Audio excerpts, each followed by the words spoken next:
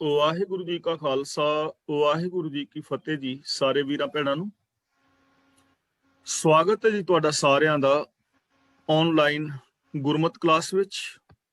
ਜਿਵੇਂ ਕਿ ਆਪ ਸਭ ਨੂੰ ਪਤਾ ਹੈ, ਅਸੀਂ ਸਭ ਵੀਰ ਭੈਣਾਂ ਮਿਲ ਕੇ ਸੁਖਮਨੀ ਸਾਹਿਬ ਜੀ ਦੀ ਵਿਚਾਰ ਸਾਂਝੀ ਕਰ ਰਹੇ ਹਾਂ। ਸੁਖਮਨੀ ਸਾਹਿਬ ਜੀ ਦਾ ਜੋ ਕੇਂਦਰੀ ਭਾਵ ਹੈ, ਸੁਖਮਨੀ ਸੁਖ ਅੰਮ੍ਰਿਤ ਪ੍ਰਭ ਨਾਮ, ਭਗਤ ਜਨਾ ਕੈ ਮਨ ਵਿਸਰਾਮ। ਇਹ ਸਾਰੇ ਸੁੱਖਾਂ ਦਾ ਜੋ ਮੂਲ ਹੋ ਪ੍ਰਭੂ ਦਾ ਹੁਕਮ ਹੈ, ਤੇ ਜਿਹੜੇ ਰੱਬ ਦੇ ਪਿਆਰੇ ਭਗਤ ਨੇ ਉਹ ਰੱਬੀ ਹੁਕਮ ਅਨੁਸਾਰ ਜ਼ਿੰਦਗੀ ਜੀਂਦੇ ਹਨ, ਆਪਣੇ ਮਨ ਦੇ ਅੰਦਰ ਰੱਬੀ ਹੁਕਮ ਨੂੰ ਵਸਾਉਂਦੇ ਹਨ। ਯਾਨੀ ਅਸੀਂ ਕਹਿ ਸਕਦੇ ਹਾਂ ਕਿ ਜੇ ਕੋਈ ਇਨਸਾਨ ਸੁਖ ਸ਼ਾਂਤੀ ਚਾਹੁੰਦਾ ਹੈ ਤਾਂ ਸੁਖ ਸ਼ਾਂਤੀ ਦਾ ਇੱਕੋ ਇੱਕ ਰਾਸਤਾ ਹੈ, ਮੂਲ, ਉਹ ਹੈ ਪ੍ਰਭੂ ਦੇ ਹੁਕਮ ਅਨੁਸਾਰ ਜ਼ਿੰਦਗੀ ਜੀਣੀ। ਤੇ ਜੋ ਪ੍ਰਭੂ ਦੇ ਪਿਆਰ ਦੇ ਅੰਦਰ ਜ਼ਿੰਦਗੀ ਜੀਂਦੇ ਨੇ ਹੁਕਮ ਅਨੁਸਾਰ, ਉਹੀ ਪ੍ਰਭੂ ਦੇ ਪਿਆਰੇ ਨੇ, ਉਹੀ ਰੱਬ ਦੀ ਕਿਰਪਾ ਦੇ ਪਾਤਰ ਬਣਦੇ ਨੇ। ਆਓ ਅਗਲੀ ਵਿਚਾਰ ਆਰੰਭ ਕਰੀਏ। ਫਿਰਤ ਫਿਰਤ ਪ੍ਰਭ ਆਇਆ, ਪਰਿਆ ਤੋ ਸਰਨਾਏ। ਫਿਰਤ ਫਿਰਤ ਦਾ ਮਤਲਬ ਭਟਕਦਾ ਹੋਇਆ, ਤੋ ਸਰਨਾਏ ਦਾ ਮਤਲਬ ਤੇਰੀ ਸ਼ਰਨ, ਪਰਿਆ ਦਾ ਮਤਲਬ ਪਿਆ ਹਾਂ। ਹੇ ਪ੍ਰਭੂ, ਭਟਕਦਾ ਭਟਕਦਾ ਮੈਂ ਤੇਰੀ ਸ਼ਰਨ ਆਇਆ ਹਾਂ, ਤੇਰੀ ਸ਼ਰਨ ਆਣ ਕੇ ਪਿਆ ਹਾਂ, ਤੇਰੇ ਚਰਨਾਂ ਦੀ ਸ਼ਰਨ ਲਈ ਹੈ। ਕਿਧਰੋਂ ਕਿਧਰੋਂ ਭਟਕਦਾ ਹੋਇਆ ਆਇਆ ਹਾਂ। ਹੁਣ ਦੇਖੋ ਕਿੰਨੇ ਕਰਮ ਨੇ। ਕਿਤੇ ਤਾਂ ਬੰਦਾ ਕਾਮ, ਕ੍ਰੋਧ, ਲੋਭ, ਮੋਹ, ਹੰਕਾਰ ਆਦਿਕ ਵਿਕਾਰਾਂ ਦੇ ਵਿੱਚ ਭਟਕ ਰਿਹਾ ਹੈ, ਔਰ ਕਿਤੇ ਇਸ ਭਟਕਣਾ ਤੋਂ ਬਚਣ ਲਈ, ਇਹਨਾਂ ਦੁੱਖਾਂ ਤੋਂ ਬਚਣ ਵਾਸਤੇ ਬੰਦਾ ਫਿਰ ਕਰਮ ਕਾਂਡਾਂ ਦੇ ਅੰਦਰ ਭਟਕ ਜਾਂਦਾ ਹੈ। ਜਿਵੇਂ ਅਸੀਂ ਰੋਜ਼ ਬੇਨਤੀ ਕਰ ਰਹੇ ਹਾਂ, ਵਰਤ ਨਰਾਤੇ, ਸਰਾਧ, ਜਪ ਤਪ, ਸੰਜਮ, ਮਾਲਾ ਫੇਰਨੀਆਂ, ਭਗਤ ਔਰ ਸਮਾਧੀਆਂ ਲਾਣੀਆਂ, ਸੰਸਾਰ ਦਾ ਤਿਆਗ, ਜੰਗਲਾਂ ਵਿੱਚ ਵਿਚਰਨਾ, ਮੜੀਆਂ ਵਿੱਚ ਬਹਿਣਾ, ਜਪ ਤਪ ਕਰਨੇ, ਹੋਰ ਅਨੇਕਾਂ ਜਿਹੜੇ ਕਰਮ ਨੇ, ਇਹਨਾਂ ਦੇ ਵਿੱਚ ਬੰਦਾ ਭਟਕਦਾ ਫਿਰਦਾ, ਆਪਣਾ ਸਮਾਂ ਬਰਬਾਦ ਕਰਦਾ। ਔਰ ਇਸ ਭਟਕਣਾ ਦੇ ਵਿੱਚੋਂ ਇਹਨੂੰ ਮਿਲਦਾ ਕੁਛ ਵੀ ਨਹੀਂ। ਸਮਝਦਾ ਹੈ ਸ਼ਾਇਦ ਇਹਨਾਂ ਕਰਮਾਂ ਚੋਂ ਮੇਰੀ ਜ਼ਿੰਦਗੀ ਵਿੱਚ ਸੁੱਖ ਪੈਦਾ ਹੋਏਗਾ, ਸ਼ਾਂਤੀ ਪੈਦਾ ਹੋਏਗੀ, ਇਨਸਾਨੀਅਤ ਪੈਦਾ ਹੋਏਗੀ, ਪਰ ਇਹਨਾਂ ਕੰਮਾਂ ਦੇ ਨਾਲ ਇਹਨੂੰ ਮਿਲਦਾ ਕੁਛ ਨਹੀਂ। ਗੁਰਦੇਵ ਪਾਤਸ਼ਾਹ ਨੇ ਪਾਵਨ ਬਾਣੀ ਵਿੱਚ ਬਚਨ ਵੀ ਕੀਤਾ ਹੈ ਨਾ, ਹਾਰ ਪਰਿਓ ਸੁਆਮੀ ਕੇ ਦੁਆਰੇ, ਦੀਜੇ ਬੁੱਧ ਵਿਵੇਕਾ। ਹੁਣ ਪ੍ਰਭੂ ਦੀ ਸ਼ਰਨ ਵਿੱਚ ਕਿਉਂ ਆਏ ਨੇ? ਸਾਰਾ ਕੁਛ ਵੇਖ ਲਿਆ ਨਾ, ਕੁਛ ਨਹੀਂ ਮਿਲਿਆ। ਤਾਂ ਗੁਰੂ ਜੀ ਕਹਿੰਦੇ ਨੇ, ਮੈਂ ਥੱਕ ਹਾਰ ਕੇ, ਹੇ ਪ੍ਰਭੂ ਤੇਰੇ ਚਰਨਾਂ ਦੀ ਸ਼ਰਨ ਲਈ ਹੈ, ਮੈਨੂੰ ਵਿਵੇਕ ਬੁੱਧ ਬਖਸ਼ੋ। ਫਿਰਤ ਫਿਰਤ ਪ੍ਰਭ ਆਇਆ, ਪਰਿਆ ਤੋ ਸਰਨਾਏ, ਨਾਨਕ ਕੀ ਪ੍ਰਭ ਬੇਨਤੀ, ਆਪਣੀ ਭਗਤੀ ਲਾਏ। ਗੁਰੂ ਪਾਤਸ਼ਾਹ ਕਹਿੰਦੇ, ਹੈ ਪ੍ਰਭੂ ਮੇਰੀ ਆਪ ਦੇ ਚਰਨਾਂ ਵਿੱਚ ਬੇਨਤੀ ਹੈ ਕਿ ਮੈਨੂੰ ਆਪਣੀ ਭਗਤੀ ਵਿੱਚ ਲਾਓ। ਭਗਤੀ ਦਾ ਮਤਲਬ ਸੇਵਾ, ਆਪਣੀ ਸੇਵਾ ਵਿੱਚ ਲਾਓ ਕਿ ਮੈਂ ਤੁਹਾਡੇ ਹੁਕਮ ਰਜ਼ਾ ਦੇ ਅੰਦਰ ਜ਼ਿੰਦਗੀ ਜੀ ਸਕਾਂ। ਰੱਬ ਦੀ ਭਗਤੀ ਕੀ ਹੈ? ਰੱਬ ਦੇ ਗੁਣਾਂ ਦਾ ਧਾਰਨੀ ਹੋਣਾ, ਰੱਬ ਦੀ ਭਗਤੀ ਰੱਬ ਦੀ ਰਜ਼ਾ ਦੇ ਅੰਦਰ ਤੁਰਨਾ, ਰੱਬ ਦੀ ਭਗਤੀ ਰੱਬ ਦੀ ਰਚਨਾ ਦੇ ਨਾਲ, ਰੱਬ ਦੇ ਗੁਣਾਂ ਦੇ ਨਾਲ ਪਿਆਰ ਕਰਨਾ ਕਿ ਹੇ ਪ੍ਰਭੂ ਮੇਰੇ ਤੇ ਰਹਿਮਤ ਕਰ, ਮੈਨੂੰ ਆਪਣੀ ਸੇਵਾ ਵਿੱਚ ਲਾ, ਮੈਨੂੰ ਆਪਣੇ ਹੁਕਮ ਦੀ ਸੂਝ ਬਖਸ਼ ਕਿ ਮੈਂ ਤੇਰੇ ਹੁਕਮ ਮੁਤਾਬਕ ਜ਼ਿੰਦਗੀ ਜੀ ਸਕਾਂ। ਇੱਥੋਂ ਸਾਨੂੰ ਜੀਣ ਵਾਸਤੇ ਕੀ ਮਿਲਿਆ ਕਿ ਰੱਬੀ ਰਜ਼ਾ ਤੋਂ ਬਿਨਾਂ, ਰੱਬੀ ਗੁਣਾਂ ਦੇ ਧਾਰਨੀ ਹੋਣ ਤੋਂ ਬਿਨਾਂ ਜਿਤਨੇ ਵੀ ਕਰਮ ਨੇ ਉਹ ਸਾਰੇ ਭਟਕਣਾ ਪੈਦਾ ਕਰਦੇ ਨੇ। ਉਹ ਇੱਕ ਭਰਮ ਪੈਦਾ ਕਰਦੇ ਨੇ ਕਿ ਸ਼ਾਇਦ ਇਹਨਾਂ ਕਰਮਾਂ ਦੇ ਵਿੱਚੋਂ ਮੇਰੇ ਵਾਸਤੇ ਸੁੱਖ ਉਪਜ ਪਵੇ, ਪਰ ਐਸਾ ਹੁੰਦਾ ਨਹੀਂ। ਇਸ ਲਈ ਗੁਰੂ ਜੀ ਤੱਤ ਦੀ ਗੱਲ ਦੱਸ ਰਹੇ ਨੇ ਕਿ ਰੱਬੀ ਰਜ਼ਾ ਵਿੱਚ ਤੁਰਨਾ ਔਰ ਰੱਬੀ ਗੁਣਾਂ ਦੇ ਧਾਰਨੀ ਹੋਣਾ ਹੀ ਭਟਕਣਾ ਦੇ ਵਿੱਚੋਂ ਬਾਹਰ ਆਉਣ ਦਾ ਇੱਕੋ ਇੱਕ ਸਾਧਨ ਹੈ, ਔਰ ਸੁੱਖ ਪਾਉਣ ਦਾ ਇੱਕੋ ਇੱਕ ਰਸਤਾ ਹੈ। ਅਸ਼ਟਪਦੀ, ਜਾਚਕ ਜਨ ਜਾਚੈ ਪ੍ਰਭਦਾਨ। ਜਾਚਕ ਜਨ ਦਾ ਮਤਲਬ ਮੰਗਤਾ ਮਨੁੱਖ, ਜਾਚੈ ਦਾ ਮਤਲਬ ਮੰਗਦਾ ਹੈ। ਹੇ ਪ੍ਰਭੂ, ਇਹ ਦਾਸ ਮੰਗਤਾ ਜੋ ਪਰਿਆ ਤੋਂ ਸ਼ਰਨਾਏ, ਜੋ ਤੇਰੀ ਸ਼ਰਨ ਵਿੱਚ ਆ ਕੇ ਪਿਆ ਹਾਂ, ਉੱਥੇ ਪਰਿਆ ਤੋਂ ਸ਼ਰਨਾਏ ਕਹਿ ਰਹੇ ਨੇ, ਇੱਥੇ ਜਾਚਕ ਜਨ ਕਹਿ ਰਹੇ ਨੇ। ਸ਼ਬਦ ਉਹਦੇ ਵਾਸਤੇ ਵਰਤ ਰਹੇ ਨੇ ਜੋ ਪ੍ਰਭੂ ਦੀ ਸ਼ਰਨ ਵਿੱਚ ਆਇਆ ਹੈ ਕਿ ਹੇ ਪ੍ਰਭੂ ਮੈਂ ਤੇਰੇ ਦਰ ਦਾ ਮੰਗਤਾ ਹਾਂ, ਔਰ ਤੇਰੇ ਦਰ ਤੋਂ ਮੈਂ ਇੱਕ ਦਾਨ ਮੰਗਦਾ ਹਾਂ, ਇੱਕ ਦਾਤ ਮੰਗਦਾ ਹਾਂ। ਕਿ ਉਹ ਦਾਤ ਕਿਹੜੀ ਮੰਗ ਰਹੇ ਨੇ? ਅਗਲੀ ਪੰਕਤੀ ਵਿੱਚ ਦੱਸਦੇ ਨੇ, ਕਰ ਕਿਰਪਾ ਦੇਵੋ ਹਰ ਨਾਮ, हे ਮਾਲਕ ਮੈਨੂੰ ਰਹਿਮਤ ਕਰਕੇ ਆਪਣਾ ਨਾਮ ਦਿਓ, ਆਪਣੇ ਨਾਮ ਦੀ ਸੂਝ ਬਖਸ਼ੋ। ਨਾਮ ਦਾ ਮਤਲਬ ਹੁਕਮ, ਨਾਮ ਦਾ ਮਤਲਬ ਰੱਬ ਦਾ ਹੁਕਮ, ਕਿ ਆਪਣੇ ਹੁਕਮ ਦੀ ਸੂਝ ਬਖਸ਼ੋ, ਆਪਣੀ ਰਜ਼ਾ ਭਾਣੇ ਦੇ ਵਿੱਚ ਤੁਰਨ ਦਾ ਬਲ ਬਖਸ਼ੋ, ਗਿਆਨ ਬਖਸ਼ੋ, ਆਪਣੇ ਗੁਣਾਂ ਦੀ ਦਾਤ ਬਖਸ਼ੋ। ਇਹ ਮੇਰੀ ਇੱਕ ਮੰਗ ਹੈ ਕਿ ਮੈਂ ਤੁਹਾਡੇ ਹੁਕਮ ਵਿੱਚ ਤੁਰਾਂ, ਮੈਨੂੰ ਹੁਕਮ ਰਜ਼ਾ ਭਾਣੇ ਦੀ ਸਮਝ ਆ ਜਾਏ ਔਰ ਮੈਂ ਤੁਹਾਡੇ ਗੁਣਾਂ ਦਾ ਧਾਰਨੀ ਹੋਵਾਂ। ਇਹ ਚੀਜ਼ ਮੇਰੇ ਝੋਲੀ ਵਿੱਚ ਪਾਓ, ਇਹ ਚੀਜ਼ਾਂ ਮੇਰੀ ਸਮਝ ਵਿੱਚ ਬਹਿ ਜਾਣ। ਰੱਬ ਦੀ ਰਜ਼ਾ ਪਾਣਾ, ਵੀ ਗੁਣਾਂ ਦੇ ਧਾਰਨੀ ਹੋਣਾ, ਇਹ ਦਾਤ ਮੰਗ ਰਹੇ ਨੇ, ਕਿਉਂਕਿ ਇਹੀ ਦਾਤ ਜੀਵਨ ਦੇ ਅੰਦਰ ਸਭ ਤੋਂ ਮਹਾਨ ਦਾਤ ਹੈ ਔਰ ਸਫਲੀ ਕਰਨ ਵਾਲੀ ਹੈ। ਸਾਧ ਜਨਾਂ ਕੀ ਮੰਗੋਂ ਧੂਰ, ਸਾਧ ਜਨਾਂ ਦਾ ਮਤਲਬ ਜਿਹੜੇ ਸਿਰਮੌਰ ਪੁਰਸ਼ ਨੇ, ਸ਼ਾਂਤ ਪੁਰਸ਼ ਨੇ, ਜਿਨ੍ਹਾਂ ਗੁਣੀ ਇਨਸਾਨ ਨੇ, ਜਿਨ੍ਹਾਂ ਨੂੰ ਗੁਰੂ ਪਾਤਸ਼ਾਹ ਜੀ ਨੇ ਸਚਿਆਰ ਕਿਹਾ ਹੈ ਜਾਂ ਪੰਚ ਕਿਹਾ ਹੈ। ਜਪਜੀ ਸਾਹਿਬ ਵਿੱਚ ਬਚਨ ਆਇਆ ਹੈ ਨਾ ਕਿ ਉਹ ਸਚਿਆਰਾ ਹੋਈ ਹੈ। ਗੁਰੂ ਨਾਨਕ ਦੇਵ ਜੀ ਸ਼ਬਦ ਵਰਤ ਰਹੇ ਨੇ ਸਚਿਆਰ। ਗੁਰੂ ਅੰਗਦ ਦੇਵ ਜੀ ਦਾ ਪਿਆਰਾ ਸ਼ਬਦ ਹੈ ਆਸ਼ਿਕ। ਗੁਰੂ ਅਮਰਦਾਸ ਜੀ ਸ਼ਬਦ ਵਰਤਦੇ ਨੇ ਗੁਰਮੁਖ ਜਾਂ ਜਨ, ਗੁਰਮੁਖ ਸ਼ਬਦ ਵਰਤਦੇ ਨੇ ਗੁਰੂ ਅਮਰਦਾਸ ਜੀ ਜ਼ਿਆਦਾ। ਗੁਰੂ ਰਾਮਦਾਸ ਜੀ ਸ਼ਬਦ ਵਰਤ ਰਹੇ ਨੇ ਸਿੱਖ, ਗੁਰਸਿੱਖ ਜਾਂ ਗੁਰਸਿੱਖੜਾ ਜਾਂ ਸਿੱਖੜਾ। ਗੁਰੂ ਅਰਜਨ ਦੇਵ ਜੀ ਉਸੇ ਸਚਿਆਰ ਵਾਸਤੇ ਸ਼ਬਦ ਵਰਤਦੇ ਨੇ ਸਾਧ, ਸੰਤ ਜਾਂ ਬ੍ਰਹਮ ਗਿਆਨੀ। ਗੁਰੂ ਤੇਗ ਬਹਾਦਰ ਜੀ ਸ਼ਬਦ ਵਰਤਦੇ ਨੇ ਜਨ, ਤੇ ਗੁਰੂ ਗੋਬਿੰਦ ਸਿੰਘ ਜੀ ਸ਼ਬਦ ਵਰਤਦੇ ਨੇ ਖਾਲਸਾ। ਸਾਰਿਆਂ ਦਾ ਮੀਨਿੰਗ ਇੱਕੋ ਹੀ ਹੈ, ਸਚਿਆਰ। ਤਾਂ ਸਾਧ ਜਨਾਂ ਕੀ ਮੰਗੋਂ ਧੂਰ, ਜਿਹੜੇ ਸਿਰਮੌਰ ਸ੍ਰੇਸ਼ਟ ਪੁਰਸ਼ ਨੇ, ਸਚਿਆਰ ਪੁਰਸ਼ ਨੇ, ਜੋ ਤੇਰੀ ਰਜ਼ਾ ਭਾਣੇ ਵਿੱਚ ਤੁਰਨ ਵਾਲੇ ਨੇ, ਮੈਂ ਉਹਨਾਂ ਦੇ ਚਰਨਾਂ ਦੀ ਧੂੜ ਮੰਗਣਾ ਕਿ ਮੈਂ ਨਿਮਰਤਾ ਦੇ ਨਾਲ ਉਹਨਾਂ ਨਾਲ ਵਿਹਾਰ ਕਰਾਂ ਔਰ ਮੈਂ ਉਹਨਾਂ ਰਾਹਾਂ ਤੇ ਤੁਰ ਸਕਾਂ ਜਿਨ੍ਹਾਂ ਰਾਹਾਂ ਤੇ ਰੱਬ ਦੇ ਪਿਆਰੇ ਤੁਰਦੇ ਨੇ। ਪਾਰ ਬ੍ਰਹਮ ਮੇਰੀ ਸ਼ਰਧਾ ਪੂਰ, ਸ਼ਰਧਾ ਦਾ ਅਰਥ ਵਿਸ਼ਵਾਸ ਵੀ ਹੈ ਔਰ ਇੱਥੇ ਸ਼ਰਧਾ ਦਾ ਅਰਥ ਹੈ ਖਾਹਿਸ਼, ਖੁਆਹਿਸ਼। ਮੇਰੀ ਆਸ ਹੈ ਕਿ ਮੇਰੀ ਇਹ ਇੱਛਾ ਪੂਰੀ ਕਰ। ਇੱਥੇ ਸ਼ਰਧਾ ਦਾ ਮਤਲਬ ਇੱਛਾ ਹੈ। ਸ਼ਰਧਾ ਦਾ ਮਤਲਬ ਪਿਆਰ ਵੀ ਹੁੰਦਾ ਹੈ, ਸ਼ਰਧਾ ਦਾ ਮਤਲਬ ਵਿਸ਼ਵਾਸ ਵੀ ਹੈ, ਪਿਆਰ ਭਰਿਆ ਵਿਸ਼ਵਾਸ ਜਿਹੜਾ ਕਦੇ ਡੋਲਦਾ ਨਹੀਂ। ਇੱਥੇ ਸ਼ਰਧਾ ਦਾ ਅਰਥ ਹੈ ਖਾਹਿਸ਼, ਇੱਛਾ, ਕਿ ਮੇਰੀ ਇਹ ਇੱਛਾ ਹੈ ਪ੍ਰਭੂ, ਮੇਰੀ ਇੱਛਾ ਪੂਰੀ ਕਰ। ਇੱਕੋ ਹੀ ਇੱਛਾ ਹੈ ਕਿ ਸਾਧ ਜਨਾਂ ਕੀ ਮੰਗੋ ਧੂਰ, ਇਹ ਮੇਰੀ ਸ਼ਰਧਾ ਹੈ, ਮੈਂ ਤੇਰੇ ਚਰਨਾਂ ਦੀ ਸ਼ਰਨ ਵਿੱਚ ਟਿਕਿਆ ਰਹਾ। ਤੇ ਨਾਲ ਇੱਛਾ ਜ਼ਾਹਰ ਕਰ ਰਹੇ ਨੇ, ਮੰਗ ਰਹੇ ਨੇ ਕਿ ਸਦਾ ਸਦਾ ਪ੍ਰਭ ਕੇ ਗੁਣ ਗਾਵੋਂ। ਬਿੰਦੀ ਲਾ ਕੇ ਪਾਠ ਕਰਨਾ, ਗਾਵੋਂ, ਮੈਂ ਗਾਵਾਂ। ਜੇ ਪੜਾਂਗੇ ਗਾਵੋ ਤਾਂ ਇਹਦਾ ਅਰਥ ਹੋ ਜਾਏਗਾ ਤੁਸੀਂ ਗਾਵੋ। ਇਹ ਫਸਟ ਪਰਸਨ ਵਾਸਤੇ ਹੈ, ਗਾਵੋਂ। ਸਦਾ ਸਦਾ ਪ੍ਰਭ ਕੇ ਗੁਣ ਗਾਵੋਂ, हे ਮਾਲਕ ਮੇਰੇ ਤੇ ਰਹਿਮਤ ਕਰ ਕਿ ਮੈਂ ਸਦਾ ਤੇਰੇ ਗੁਣ ਗਾਵਾਂ, ਤੇਰੇ ਗੁਣਾਂ ਦਾ ਧਾਰਨੀ ਹੋਵਾਂ, ਮਨ ਕਰਕੇ, ਬਚਨਾ ਕਰਕੇ ਔਰ ਕਰਮਾਂ ਕਰਕੇ। ਗੁਣ ਗਾਨ ਦਾ, ਸਿਫਤ ਸਲਾਹ ਕਰਨ ਦਾ ਅਰਥ ਇੱਕ ਹੈ, ਮਨ, ਬਚਨ ਔਰ ਕਰਮ ਕਰਕੇ ਗੁਣਾਂ ਦੇ ਧਾਰਨੀ ਹੋਣਾ।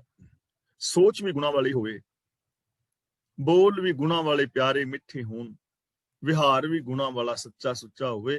हे ਮਾਲਕ ਮੇਰੇ ਤੇ ਐਸੀ ਰਹਿਮਤ ਕਰ।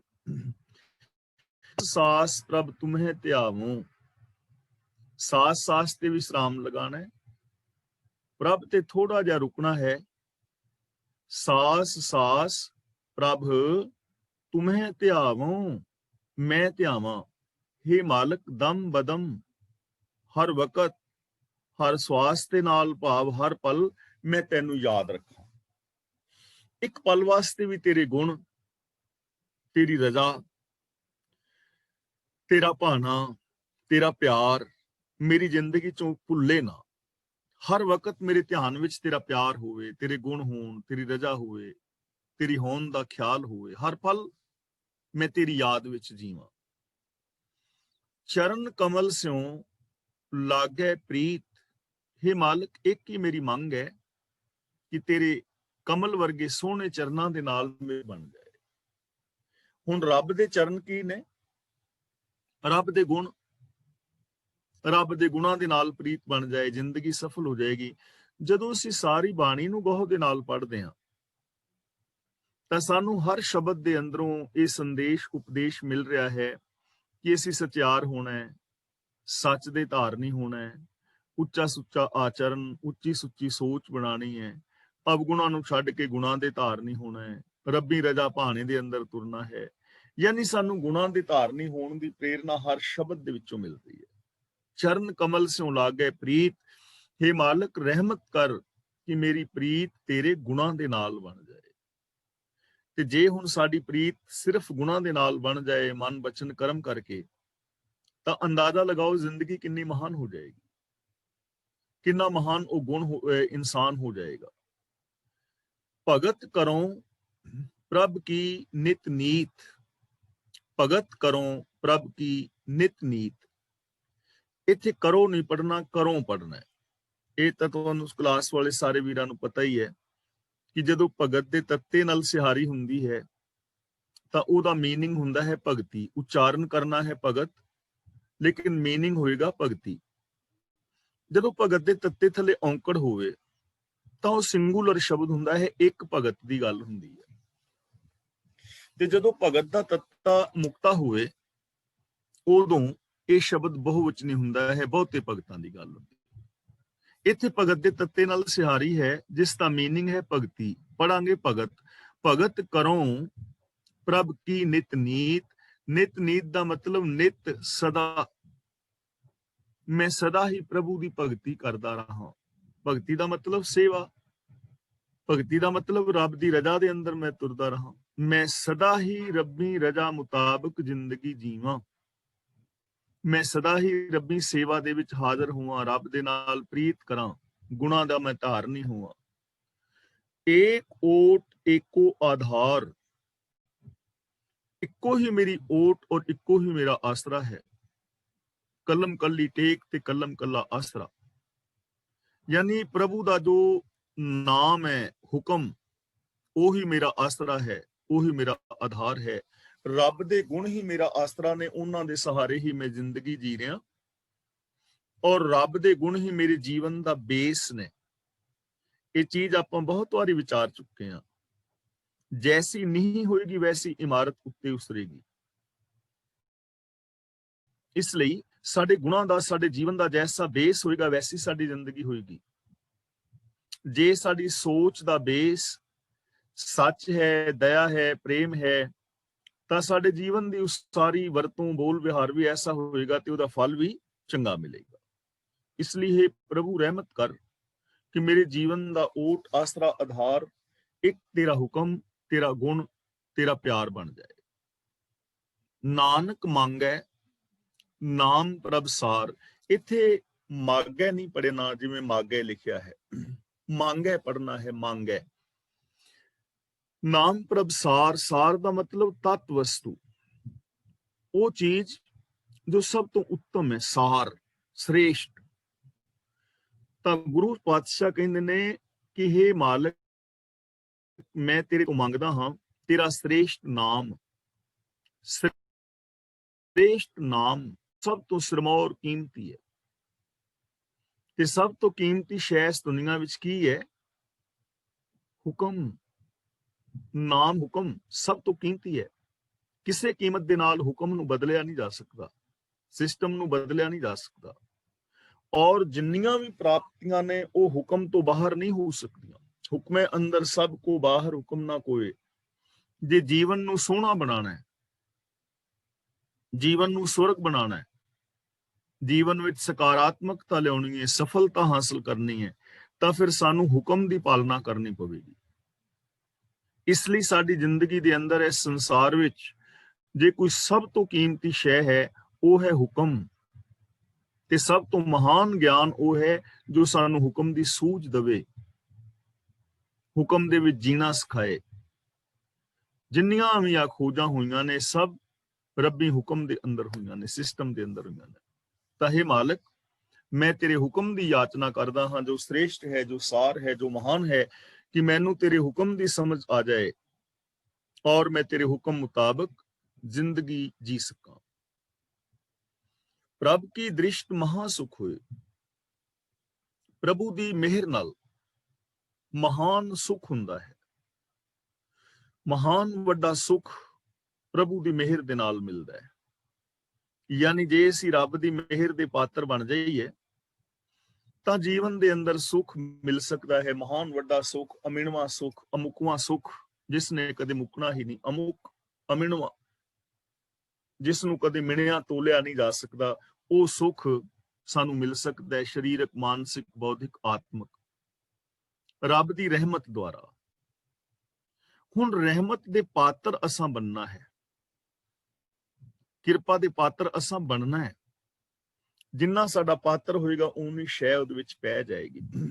ਜਿਵੇਂ ਕਈ ਵਾਰ ਵਿਚਾਰ ਕਰ ਚੁੱਕੇ ਆ ਨਾ ਕਿ ਸਮੁੰਦਰ ਤੇ ਜਾਓ ਤੇ ਪਾਣੀ ਜਿੰਨਾ ਮਰਜ਼ੀ ਲੈ ਆਓ, ਪਰ ਮਿਲੇਗਾ ਉਹਨਾਂ ਜਿੰਨਾ ਬਰਤਨ ਲੈ ਕੇ ਗਏ ਹੋ। ਜੇ ਚਮਚਾ ਲੈ ਗਏ, ਚਮਚਾ ਭਰ ਲਓ, ਕਿਸੇ ਕੋਲ ਕੌਲੀ ਹੈ ਕੌਲੀ ਭਰ ਲੈ, ਡੋਲੂ ਹੈ ਡੋਲੂ ਭਰ ਲੈ, ਡਰਮ ਹੈ ਡਰਮ ਭਰ ਲਵੇ। ਹੁਣ ਓਨਾ ਹੀ ਭਰ ਸਕੇਗਾ ਨਾ ਜਿੰਨਾ ਉਹਦੇ ਕੋਲ ਬਰਤਨ ਹੈ। ਇਸ ਲਈ ਰੱਬ ਦੀ ਰਹਿਮਤ ਅਮਿਣਵੀਂ ਹੈ, ਅਮੁੱਕ ਹੈ। ਸੁਖ ਇਸ ਦੁਨੀਆ ਵਿੱਚ ਅਮੁੱਕ ਨੇ, ਅਮਿਣਵੇਂ ਨੇ। ਪਦਾਰਥ ਹਰ ਸ਼ੈ ਇਸ ਦੁਨੀਆ ਵਿੱਚ ਅਮਿਣਵੀਂ ਹੈ, ਅਮੁੱਕ ਹੈ। ਗਿਆਨ ਹੈ, ਅਮਿਣਵਾ ਹੈ।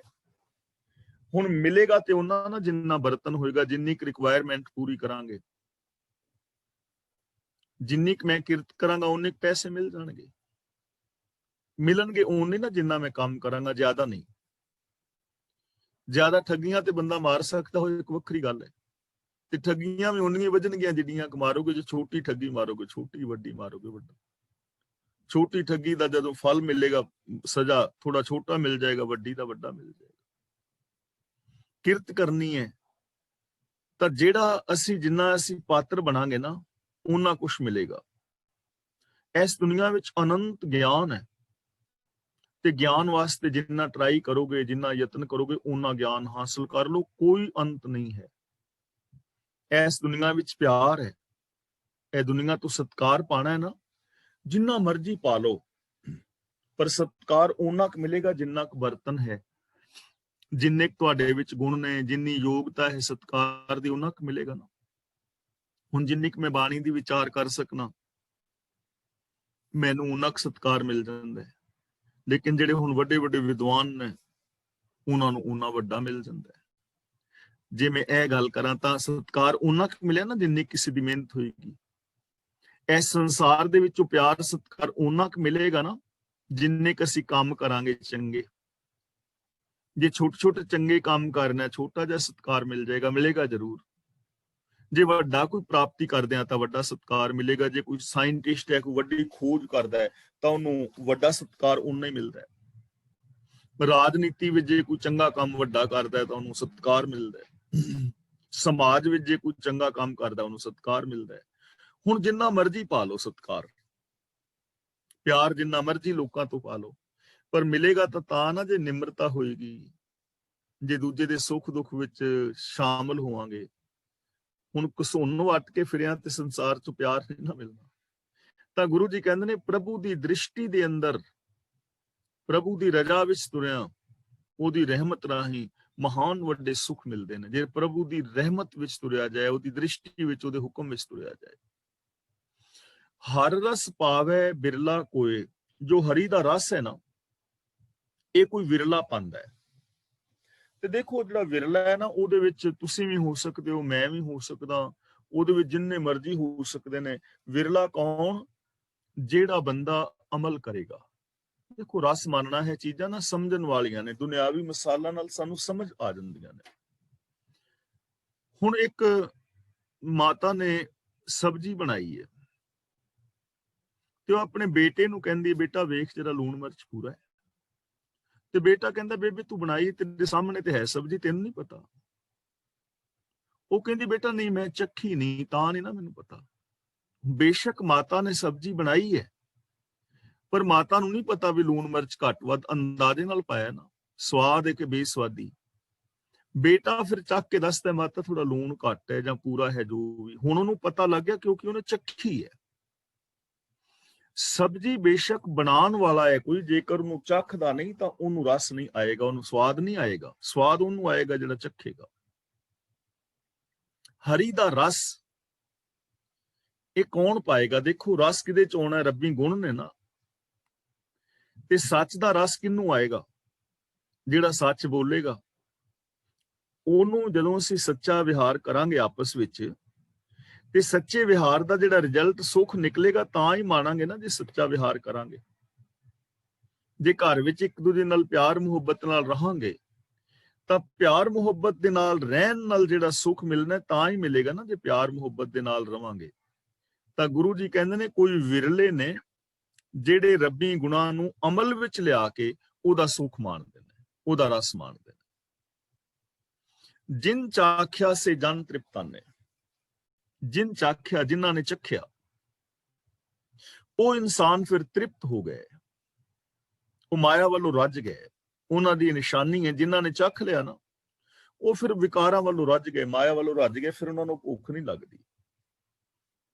ਮਿਸਾਲ ਵਜੋਂ ਕੋਈ ਬੰਦਾ ਈਰਖਾ, ਦਵੇਸ਼, ਵੈਰ ਵਿਰੋਧ ਵਾਲੀ ਜ਼ਿੰਦਗੀ ਜੀ ਰਿਹਾ ਸੀ, ਤੇ ਉਸ ਬੰਦੇ ਨੂੰ ਇਹਦੇ ਵਿੱਚੋਂ ਰਸ ਆਉਂਦਾ ਸੀ ਥੋੜ ਚਿਰਾ, ਲੇਕਿਨ ਉਸ ਬੰਦੇ ਨੇ ਇਹਨਾਂ ਚੀਜ਼ਾਂ ਨੂੰ ਛੱਡ ਦਿੱਤਾ ਤੇ ਸਚਾਈ ਔਰ ਪਿਆਰ ਮੁਹੱਬਤ ਵਾਲੀ ਜ਼ਿੰਦਗੀ ਜੀਵੀ, ਤੇ ਉਹਨੂੰ ਸੁੱਖ ਮਿਲਿਆ ਮਹਾਨ। ਫਿਰ ਉਹਨੂੰ ਸਮਝ ਆਈ ਕਿ ਯਾਰ ਇੰਨਾ ਸੁੱਖ ਪਿਆਰ ਵਿੱਚ, ਸੱਚੀ ਜ਼ਿੰਦਗੀ ਵਿੱਚ ਇੰਨਾ ਸੁੱਖ ਹੈ। ਤਾਂ ਉਹ ਰੱਜ ਗਿਆ, ਫਿਰ ਤ੍ਰਿਪਤ ਹੋ ਗਿਆ। ਹੁਣ ਉਹ ਵਿਕਾਰ ਨਹੀਂ ਕਮਾਏਗਾ, ਝੂਠ ਨਹੀਂ ਬੋਲੇਗਾ, ਈਰਖਾ ਨਹੀਂ ਕਰੇਗਾ। ਉਹਨੂੰ ਸਮਝ ਆ ਗਈ ਕਿ ਜਿਹੜੇ ਸ਼ੁਭ ਗੁਣ ਨੇ, ਰੱਬੀ ਰਜਾ ਵਾਲੀ ਜ਼ਿੰਦਗੀ ਹੈ, ਗੁਰਬਾਣੀ ਵਾਲੀ ਜ਼ਿੰਦਗੀ ਹੈ, ਗੁਰਬਾਣੀ ਦਾ ਦਿੱਤਾ ਵੇ ਆਫ ਲਾਈਫ ਜੋ ਹੈ ਬੜਾ ਮਹਾਨ ਹੈ, ਉਹਦੇ ਵਰਗੀ ਦੁਨੀਆ ਦੀ ਕੋਈ ਸ਼ੈ ਹੈ ਹੀ ਨਹੀਂ। ਤਾਂ ਫਿਰ ਉਹ ਵਿਕਾਰਾਂ ਵੱਲੋਂ, ਮਾਇਆ ਵੱਲੋਂ, ਤ੍ਰਿਸ਼ਨਾ ਵੱਲੋਂ ਰੱਜ ਜਾਂਦਾ ਹੈ, ਤ੍ਰਿਪਤ ਹੋ ਜਾਂਦਾ ਹੈ, ਜਿਹੜਾ ਰੱਬੀ ਗੁਣਾਂ ਨੂੰ ਅਮਲ ਵਿੱਚ ਲਿਆ ਕੇ ਉਹਦਾ ਆਨੰਦ ਮਾਣਦਾ। ਤੇ ਉਹ ਫਿਰ ਪੂਰਨ ਪੁਰਖ ਨਹੀਂ ਡੋਲਾਨੇ, ਐਸੇ ਜੋ ਮਨੁੱਖ ਨੇ ਪੂਰਨ ਹੋ ਜਾਂਦੇ ਨੇ, ਉਹਨਾਂ ਵਿੱਚ ਅਧੂਰਾਪਨ ਨਹੀਂ ਰਹਿੰਦਾ। ਉਹ ਫਿਰ ਡਿੱਕੇ ਡੋਲੇ ਨਹੀਂ ਖਾਂਦੇ, ਡੋਲਦੇ ਨਹੀਂ ਹੈ। ਜਿੰਨੀਆਂ ਮਰਜ਼ੀ ਔਂਕੜਾਂ ਆ ਜਾਣ, ਫਿਰ ਉਹ ਘੁਮਾਉਂਦੇ ਨੇ, ਫਿਰ ਉਹ ਸੱਚ ਨੂੰ ਛੱਡਦੇ ਨਹੀਂ, ਨਾ ਕਿਸੇ ਲਾਲਚ ਕਰਕੇ, ਨਾ ਕਿਸੇ ਡਰ ਕਰਕੇ। ਛੋਟੇ ਸਾਹਿਬਜ਼ਾਦਿਆਂ ਦੇ ਸਾਹਮਣੇ ਕਿਹੜਾ ਵੱਡਾ ਲਾਲਚ ਰੱਖਿਆ ਜਾ ਰਿਹਾ ਹੈ ਕਿ ਤੁਹਾਨੂੰ ਰਾਜੇ ਬਾਦਸ਼ਾਹ ਬਣਾ ਦੇਾਂਗੇ, ਸੋਹਣੀਆਂ ਸੋਹਣੀਆਂ ਬੇਗਮਾਂ ਤੁਹਾਡੀਆਂ ਪਤਨੀਆਂ ਹੋਣਗੀਆਂ, ਆਉਣ ਵਾਲੀਆਂ ਪੀੜ੍ਹੀਆਂ ਤੁਹਾਡੀਆਂ ਆਨੰਦ ਮਾਣਨਗੀਆਂ ਬਾਦਸ਼ਾਹੀ ਦਾ। ਕਿੱਡਾ ਵੱਡਾ ਲਾਲਚ, ਪਰ ਕਿਤੇ ਉਹ ਡੋਲੇ ਨੇ। ਤੇ ਫਿਰ ਡਰਾਇਆ ਗਿਆ ਕਿ ਤੁਹਾਨੂੰ ਨੀਹਾਂ ਵਿੱਚ ਚਿਣ ਦਿਆਂਗੇ, ਤੁਹਾਨੂੰ ਕਤਲ ਕਰ ਦਿਆਂਗੇ, ਮਾਰ ਦਿਆਂਗੇ। ਕੀ ਉਹ ਡਰੇ? ਨਾ ਉਹ ਡਰੇ, ਨਾ ਉਹ ਡੋਲੇ। ਔਰ ਉਹਨਾਂ ਨੇ ਅਜਮਾ ਕੇ ਦੇਖ ਲਿਆ, ਨੀਹਾਂ ਦੇ ਵਿੱਚ ਚਿਣ ਕੇ ਵੇਖ ਲਿਆ, ਲੇਕਿਨ ਉਹ ਡਰੇ ਨਹੀਂ, ਡੋਲੇ ਨਹੀਂ। ਤਾਂ ਜਿਹੜੇ ਰੱਬੀ ਗੁਣਾਂ ਦੇ ਆਨੰਦ ਨੂੰ ਮਾਣਦੇ ਨੇ ਨਾ, ਫਿਰ ਉਹ ਪੂਰਨ ਹੋ ਜਾਂਦੇ ਨੇ, ਫਿਰ ਉਹ ਕਦੇ ਡੋਲਦੇ ਨਹੀਂ, ਫਿਰ ਉਹ ਜੀਵਨ ਦੇ ਅੰਦਰ ਦੁੱਖਾਂ ਸੁੱਖਾਂ ਤੋਂ ਘਾਬਰਦੇ ਨਹੀਂ। ਸੁਭਰ ਭਰੇ ਪ੍ਰੇਮ ਰਸ ਰੰਗ, ਪੜਨਾ ਇਸ ਨੂੰ ਸੁਭਰ, ਸੁਭਰ ਦਾ ਮਤਲਬ ਚੰਗੀ ਤਰ੍ਹਾਂ, ਨੱਕੋ ਨੱਕ। ਪ੍ਰੇਮ ਰਸ ਰੰਗ ਦਾ ਮਤਲਬ ਪ੍ਰੇਮ ਰਸ ਦੇ ਰੰਗ ਦੇ ਨਾਲ, ਮੌਜ ਦੇ ਨਾਲ। ਪ੍ਰੇਮ ਰਸ ਰੰਗ ਦਾ ਮੀਨਿੰਗ ਹੋਏਗਾ ਪ੍ਰੇਮ ਦੇ ਸਵਾਦ ਦੀ ਮੌਜ। ਸੁਪਰ ਦਾ ਮਤਲਬ ਨਕਾ ਨਕ। ਪ੍ਰਭੂ ਪਿਆਰ ਦੀ ਸਵਾਦ ਦੀ ਮੌਜ ਵਿੱਚ ਉਹ ਨਕਾ ਨਕ ਭਰੇ ਰਹਿੰਦੇ ਨੇ, ਯਾਨੀ ਉਹਨਾਂ ਦੀ ਜ਼ਿੰਦਗੀ ਦੇ ਅੰਦਰ ਪ੍ਰਭੂ ਦੇ ਗੁਣਾਂ ਦਾ ਪ੍ਰੇਮ, ਰੱਬ ਦੀ ਰਜ਼ਾ ਦਾ ਪ੍ਰੇਮ, ਰੱਬੀ ਪ੍ਰੇਮ ਦੇ ਅੰਦਰ ਉਹ ਰੰਗੇ ਹੋਏ ਨੇ, ਤੇ ਉਹਨਾਂ ਦੇ ਅੰਦਰ ਕੇਵਲ ਪ੍ਰੇਮ ਹੀ ਪ੍ਰੇਮ ਹੈ, ਪ੍ਰੇਮ ਦੇ ਨਾਲ ਭਰੇ ਹੋਏ ਨੇ ਨਕਾ ਨਕ। ਉਹਨਾਂ ਦੇ ਅੰਦਰ ਇੱਕ ਤੁਬਕਾ ਵੀ ਈਰਖਾ ਦਾ ਸਮਾਨ ਵਾਸਤੇ ਜਗ੍ਹਾ ਨਹੀਂ ਹੈ, ਉਹਨਾਂ ਦੇ ਅੰਦਰ ਵੈਰ ਵਿਰੋਧ ਵਾਸਤੇ ਥਾਂ ਨਹੀਂ ਹੈ। ਉਹਨਾਂ ਦੇ ਅੰਦਰੋਂ ਤੇ ਆਵਾਜ਼ ਆ ਰਹੀ ਹੈ, ਸਭ ਕੋ ਮੀਤ ਹਮ ਆਪਨ ਕੀਨਾ, ਹਮ ਸਭਨਾ ਕੇ ਸਾਜਨ, ਦੂਰ ਪਰਾਇਓ ਮਨ ਕਾ ਬਿਰਹਾ, ਤੋ ਮੇਲ ਕੀਓ ਮੇਰੇ ਰਾਜਨ। ਉਹਨਾਂ ਦੇ ਤੌਰ ਅੰਦਰ ਤੋਂ ਆਵਾਜ਼ ਆ ਰਹੀ ਹੈ, ਨਾ ਕੋ ਮੇਰਾ ਦੁਸ਼ਮਨ ਰਹਿਆ, ਨਾ ਹਮ ਕਿਸਕੇ ਬੈਰਾਈ, ਬ੍ਰਹਮ ਪਸਾਰ ਪਸਾਰਿਓ ਪੀਤਰ, ਸਤਿਗੁਰ ਤੇ ਸੋਝੀ ਪਾਈ। ਉਹ ਤਾਂ ਭਾਈ ਕਨਈਏ ਦੀ ਤਰ੍ਹਾਂ ਚਾਰ ਚਫੇਰੇ ਪਾਣੀ ਪਿਲਾ ਰਹੇ ਨੇ, ਔਰ ਜ਼ਖਮੀਆਂ ਦੇ ਜ਼ਖਮਾਂ ਦੇ ਉੱਤੇ ਮਰਮ ਲਗਾ ਰਹੇ ਨੇ। ਯਾਨੀ ਫਿਰ ਜੋ ਇਸ ਨਾਮ ਰਸ ਨੂੰ, ਪ੍ਰੇਮ ਰਸ ਨੂੰ ਚੱਖ ਲੈਂਦੇ ਨੇ, ਉਹ ਇਸ ਮੌਜ ਦੇ ਅੰਦਰ ਨਕਾ ਨਕ ਭਰੇ ਰਹਿੰਦੇ ਨੇ। ਉਹਨਾਂ ਦੀ ਜ਼ਿੰਦਗੀ ਵਿੱਚ ਸਿਰਫ ਪ੍ਰੇਮ ਹੀ ਪ੍ਰੇਮ ਹੁੰਦਾ ਹੈ। ਉਪਜੈ ਚਾਓ ਸਾਧ ਕੈ ਸੰਗ, ਗੁਰੂ ਦੀ ਸ਼ਰਨ ਦੇ ਅੰਦਰ ਉਹਨਾਂ ਦੇ ਅੰਦਰ ਚਾਅ ਪੈਦਾ ਹੁੰਦਾ ਹੈ, ਚੜ੍ਹਦੀ ਕਲਾ। ਗੁਰੂ ਦੀ ਸ਼ਰਨ ਵਿੱਚ, ਜੋ ਗੁਰੂ ਦੇ ਗਿਆਨ ਮੁਤਾਬਕ ਜ਼ਿੰਦਗੀ ਜੀਂਦਾ ਹੈ, ਜਿਸ ਨੇ ਆਪਣੀ ਮੱਤ ਦਾ ਤਿਆਗ ਕਰਕੇ ਗੁਰੂ ਦੀ ਮੱਤ ਦਾ ਜੋ ਧਾਰਨੀ ਹੋ ਗਿਆ, ਉਹਦੀ ਜ਼ਿੰਦਗੀ ਦੇ ਅੰਦਰ ਫਿਰ ਚਾਅ ਪੈਦਾ ਹੁੰਦਾ ਹੈ, ਚੜ੍ਹਦੀ ਕਲਾ। ਹਰ ਤੀਜੜੀ ਲਾਉ ਮਨ ਚਾਉ ਪਿਆ, ਬੈਰਾਗੀਆ ਬਲਰਾਮ ਜੀ, ਚਾਅ, ਚੜ੍ਹਦੀ ਕਲਾ। ਉਹਦੇ ਅੰਦਰ ਸਕਾਰਾਤਮਕ ਸੋਚ ਹੈ, ਉਹਦੇ ਅੰਦਰ ਨੈਗੇਟਿਵਿਟੀ ਨਹੀਂ ਹੈ, ਨਾ ਉਹਦੇ ਅੰਦਰ ਇਨਫੀਰੀਓਰਿਟੀ ਕੰਪਲੈਕਸ, ਨਾ ਉਹਦੇ ਅੰਦਰ ਸੁਪਰੀਓਰਿਟੀ ਕੰਪਲੈਕਸ। ਉਹ ਚੜ੍ਹਦੀ ਕਲਾ ਦੇ ਅੰਦਰ ਪੋਜ਼ਿਟਿਵ, ਸਕਾਰਾਤਮਕ ਔਰ ਸ਼ੁਭ ਗੁਣਾਂ ਲਈ, ਪਿਆਰ ਲਈ, ਸੇਵਾ ਲਈ ਉਤਸ਼ਾਹ ਉਹਨਾਂ ਦੀ ਜ਼ਿੰਦਗੀ ਵਿੱਚ ਹੁੰਦਾ ਹੈ। ਨਕਾਰਾਤਮਕ ਸੋਚ ਤਾਂ ਉਹਨਾਂ ਦੇ ਜੀਵਨ ਦੇ ਅੰਦਰ ਹੁੰਦੀ ਹੀ ਨਹੀਂ, ਸੋਚ ਹੀ ਨਹੀਂ ਅੰਦਰ ਹੁੰਦੀ, ਖਿਆਲ ਵੀ ਨਹੀਂ ਸੋਚਦਾ। ਉਪਜੇ ਚਾਓ ਸਾਧ ਕੇ ਸੰਗ, ਪਰੇ ਸਰਨ ਆਨ ਸਭ ਤਿਆਗ। ਹੋਰ ਸਾਰੇ ਆਸਰੇ ਛੱਡ ਕੇ ਉਹ ਪ੍ਰਭੂ ਦੀ ਸ਼ਰਨ ਵਿੱਚ ਹੀ ਆ ਪੈਂਦੇ ਨੇ। ਪਰੇ ਸਰਨ, ਰੱਬ ਦੀ ਸ਼ਰਨ ਵਿੱਚ ਪੈ ਗਏ। ਆਨ ਸਭ ਤਿਆਗ, ਹੋਰ ਸਭ ਕੁਛ ਤਿਆਗ ਕੇ, ਸਾਰਾ ਕੁਛ, ਵਰਤ ਨਰਾਤੇ, ਤੀਰਥ ਯਾਤਰਾਵਾਂ, ਮੜੀਆਂ ਕਬਰਾਂ, ਪੀਰ ਬਾਬੇ, ਜਾਪ ਤਪ ਸੰਜਮ, ਮਾਲਾ ਫੇਰਨੀਆਂ, ਸਮਾਧੀਆਂ ਲਾਣੀਆਂ, ਔਰ ਧੂਪ ਬੱਤੀਆਂ ਤੇ ਦੂਜੇ ਤੀਜੇ ਜੋ ਵੀ ਨੇ, ਜਿੰਨੇ ਵੀ ਕਰਮ ਕਾਂਡ ਨੇ, ਤਿਆਗ ਸ਼ਿਆਗ ਬਾਬੇ ਵਗੈਰਾ, ਸਾਰਿਆਂ ਨੂੰ ਤਿਆਗ ਕੇ ਆਨ ਸਭ, ਆਨ ਦਾ ਮਤਲਬ ਹੋਰ ਸਭ ਕੁਛ ਹੀ ਆ ਗਿਆ ਨਾ ਵਿੱਚ। ਪਰੇ ਸਰਨ ਨੂੰ ਰੱਬ ਦੀ ਸ਼ਰਨ ਵਿੱਚ ਪੈ ਗਿਆ, ਰੱਬ ਦੀ ਰਜ਼ਾ ਵਿੱਚ ਤੁਰਦੇ ਨੇ, ਗੁਰੂ ਦੇ ਆਸ਼ੇ ਅਨੁਸਾਰ ਜ਼ਿੰਦਗੀ ਜੀਂਦੇ ਨੇ। ਬਾਕੀ ਸਭ ਕੁਛ ਉਹਨਾਂ ਨੇ ਤਿਆਗ ਦਿੱਤਾ ਹੈ। ਅਸੀਂ ਆ ਰੋਜ਼ ਵਿਚਾਰ ਕਰਦੇ ਹਾਂ ਨਾ ਕਿ ਫਲਾਂ ਬੰਦੇ ਨੇ ਆਹ ਲਿਖਿਆ ਹੈ, ਦੂਜੇ ਨੇ ਆਹ ਲਿਖਿਆ ਹੈ, ਇੱਕ ਆਹ ਕਹਿੰਦਾ ਹੈ, ਇੱਕ ਆਹ ਕਹਿੰਦਾ ਹੈ। ਸਾਡੀਆਂ ਉਲਝਣਾਂ ਵੱਧਦੀਆਂ ਜਾਂਦੀਆਂ ਨੇ। ਕਿਉਂ ਵੱਧ ਰਹੀਆਂ ਨੇ? ਕਿਉਂਕਿ ਅਸੀਂ ਸਭ ਕੁਛ ਤਿਆਗਿਆ ਨਹੀਂ ਹੈ ਹਾਲੇ। ਅਸੀਂ ਗੁਰੂ ਦੀ ਸ਼ਰਨ ਵਿੱਚ ਆਏ ਨਹੀਂ ਹਾਂ ਪੂਰਾ ਤੌਰ ਤੇ। ਜਦੋਂ ਬੰਦਾ ਗੁਰੂ ਦੀ ਸ਼ਰਨ ਵਿੱਚ ਆ ਜਾਂਦਾ, ਉਹ ਸਾਰਾ ਕੁਛ ਤਿਆਗ ਕੇ ਉਦੋਂ ਗੱਲ ਬਣ ਜਾਂਦੀ ਹੈ। ਦੇਖੋ ਭਾਈ ਲਹਿਣਾ ਜੀ ਦੇਵੀ ਦੇ ਦਰਸ਼ਨਾਂ ਲਈ ਹਰ ਸਾਲ ਜਾਂਦੇ ਨੇ, ਔਰ ਇਕੱਲੇ ਨਹੀਂ, ਕਈ ਸਾਰਿਆਂ ਨੂੰ ਨਾਲ ਲੈ ਕੇ ਜਾ ਰਹੇ ਨੇ,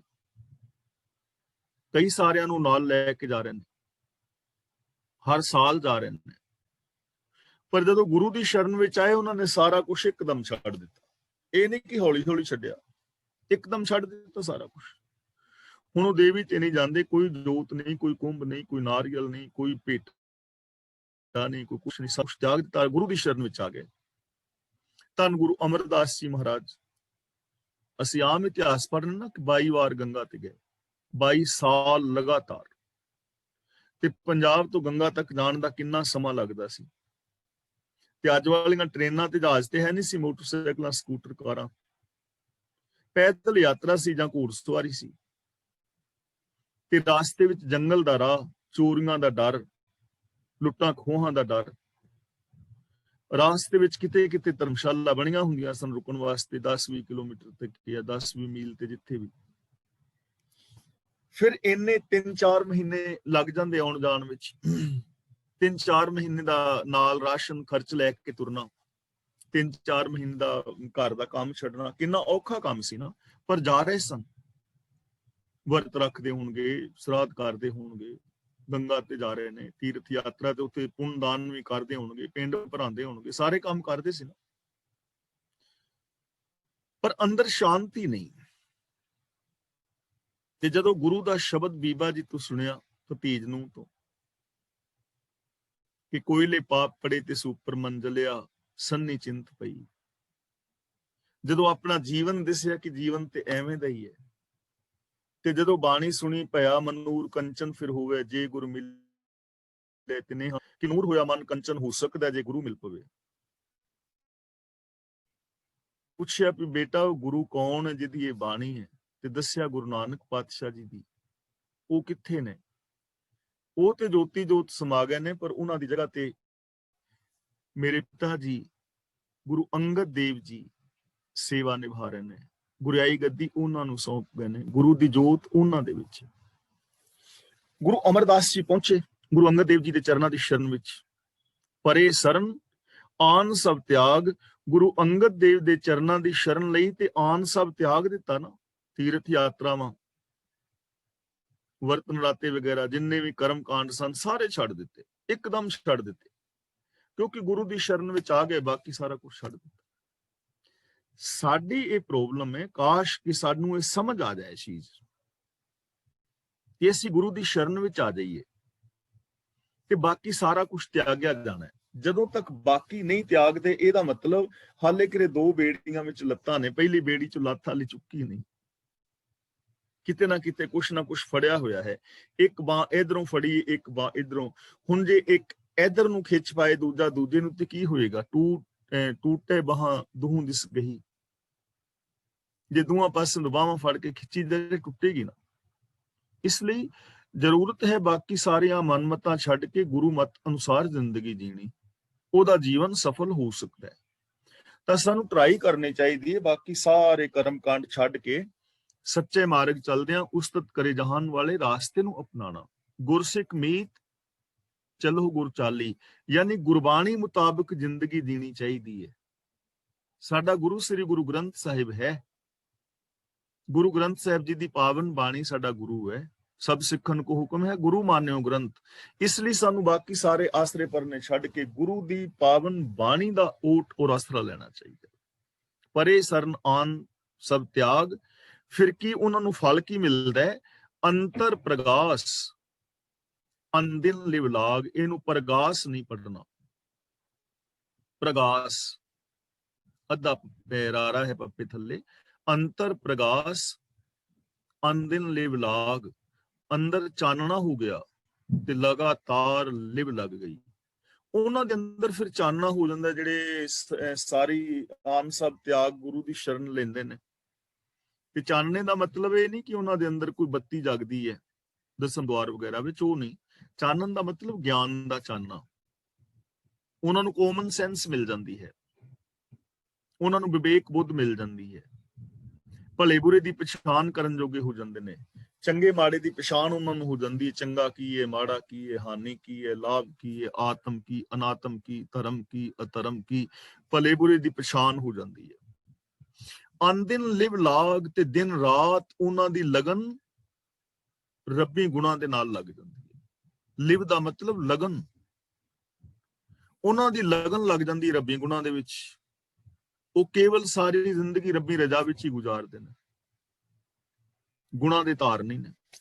ਜਿਹੜਾ ਵੀ ਕੰਮ ਕਰ ਰਹੇ ਨੇ ਰੱਬੀ ਰਜ਼ਾ ਦੇ ਅੰਦਰ, ਅੰਦਰ ਉਹਨਾਂ ਦੇ ਪ੍ਰੀਤ ਪੈਦਾ ਹੋ ਜਾਂਦੀ ਹੈ, ਲਗਨ ਲੱਗ ਜਾਂਦੀ ਹੈ, ਅੰਦਰ ਗਿਆਨ ਦਾ ਚਾਨਣਾ ਹੋ ਜਾਂਦਾ ਹੈ, ਸਮਝ ਆ ਜਾਂਦੀ ਹੈ, ਵਿਵੇਕ ਬੁੱਧ ਮਿਲ ਜਾਂਦੀ ਹੈ, ਔਰ ਸ਼ੁਭ ਗੁਣਾਂ ਦੇ ਨਾਲ, ਰੱਬੀ ਭਾਣੇ ਦੇ ਨਾਲ ਉਹਨਾਂ ਦੀ ਲਗਨ ਲੱਗ ਜਾਂਦੀ ਹੈ। ਤਾਂ ਸਾਨੂੰ ਵੀ ਇਥੋਂ ਇੱਕ ਸੇਧ ਦੇ ਰਹੇ ਨੇ ਗੁਰੂ ਜੀ ਕਿ ਆਪਣੀ ਲਗਨ ਲਗਾਓ, ਸ਼ੁਭ ਗੁਣਾਂ ਵਾਸਤੇ ਹਮੇਸ਼ਾ ਉਦਮ ਕਰੋ।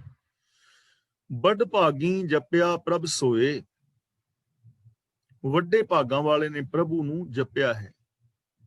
ਜਪਨ ਦਾ ਮਤਲਬ ਜਾਣਨਾ ਵੀ ਹੁੰਦਾ ਹੈ, ਜਪਿਆ ਜਾਣਿਆ। ਅਸੀਂ ਵਾਹਿਗੁਰੂ ਰਾਮ ਅੱਲਾ ਕਹਿ ਰਹੇ ਹਾਂ, ਇਹਦੇ ਵਿੱਚ ਕੋਈ ਦੋ ਰਾਏ ਨਹੀਂ ਕਿ ਲੋਕ ਕਹਿ ਰਹੇ ਨੇ, ਪਰ ਜਾਣਿਆ ਬਹੁਤ ਘੱਟ ਲੋਕਾਂ ਨੇ ਹੈ।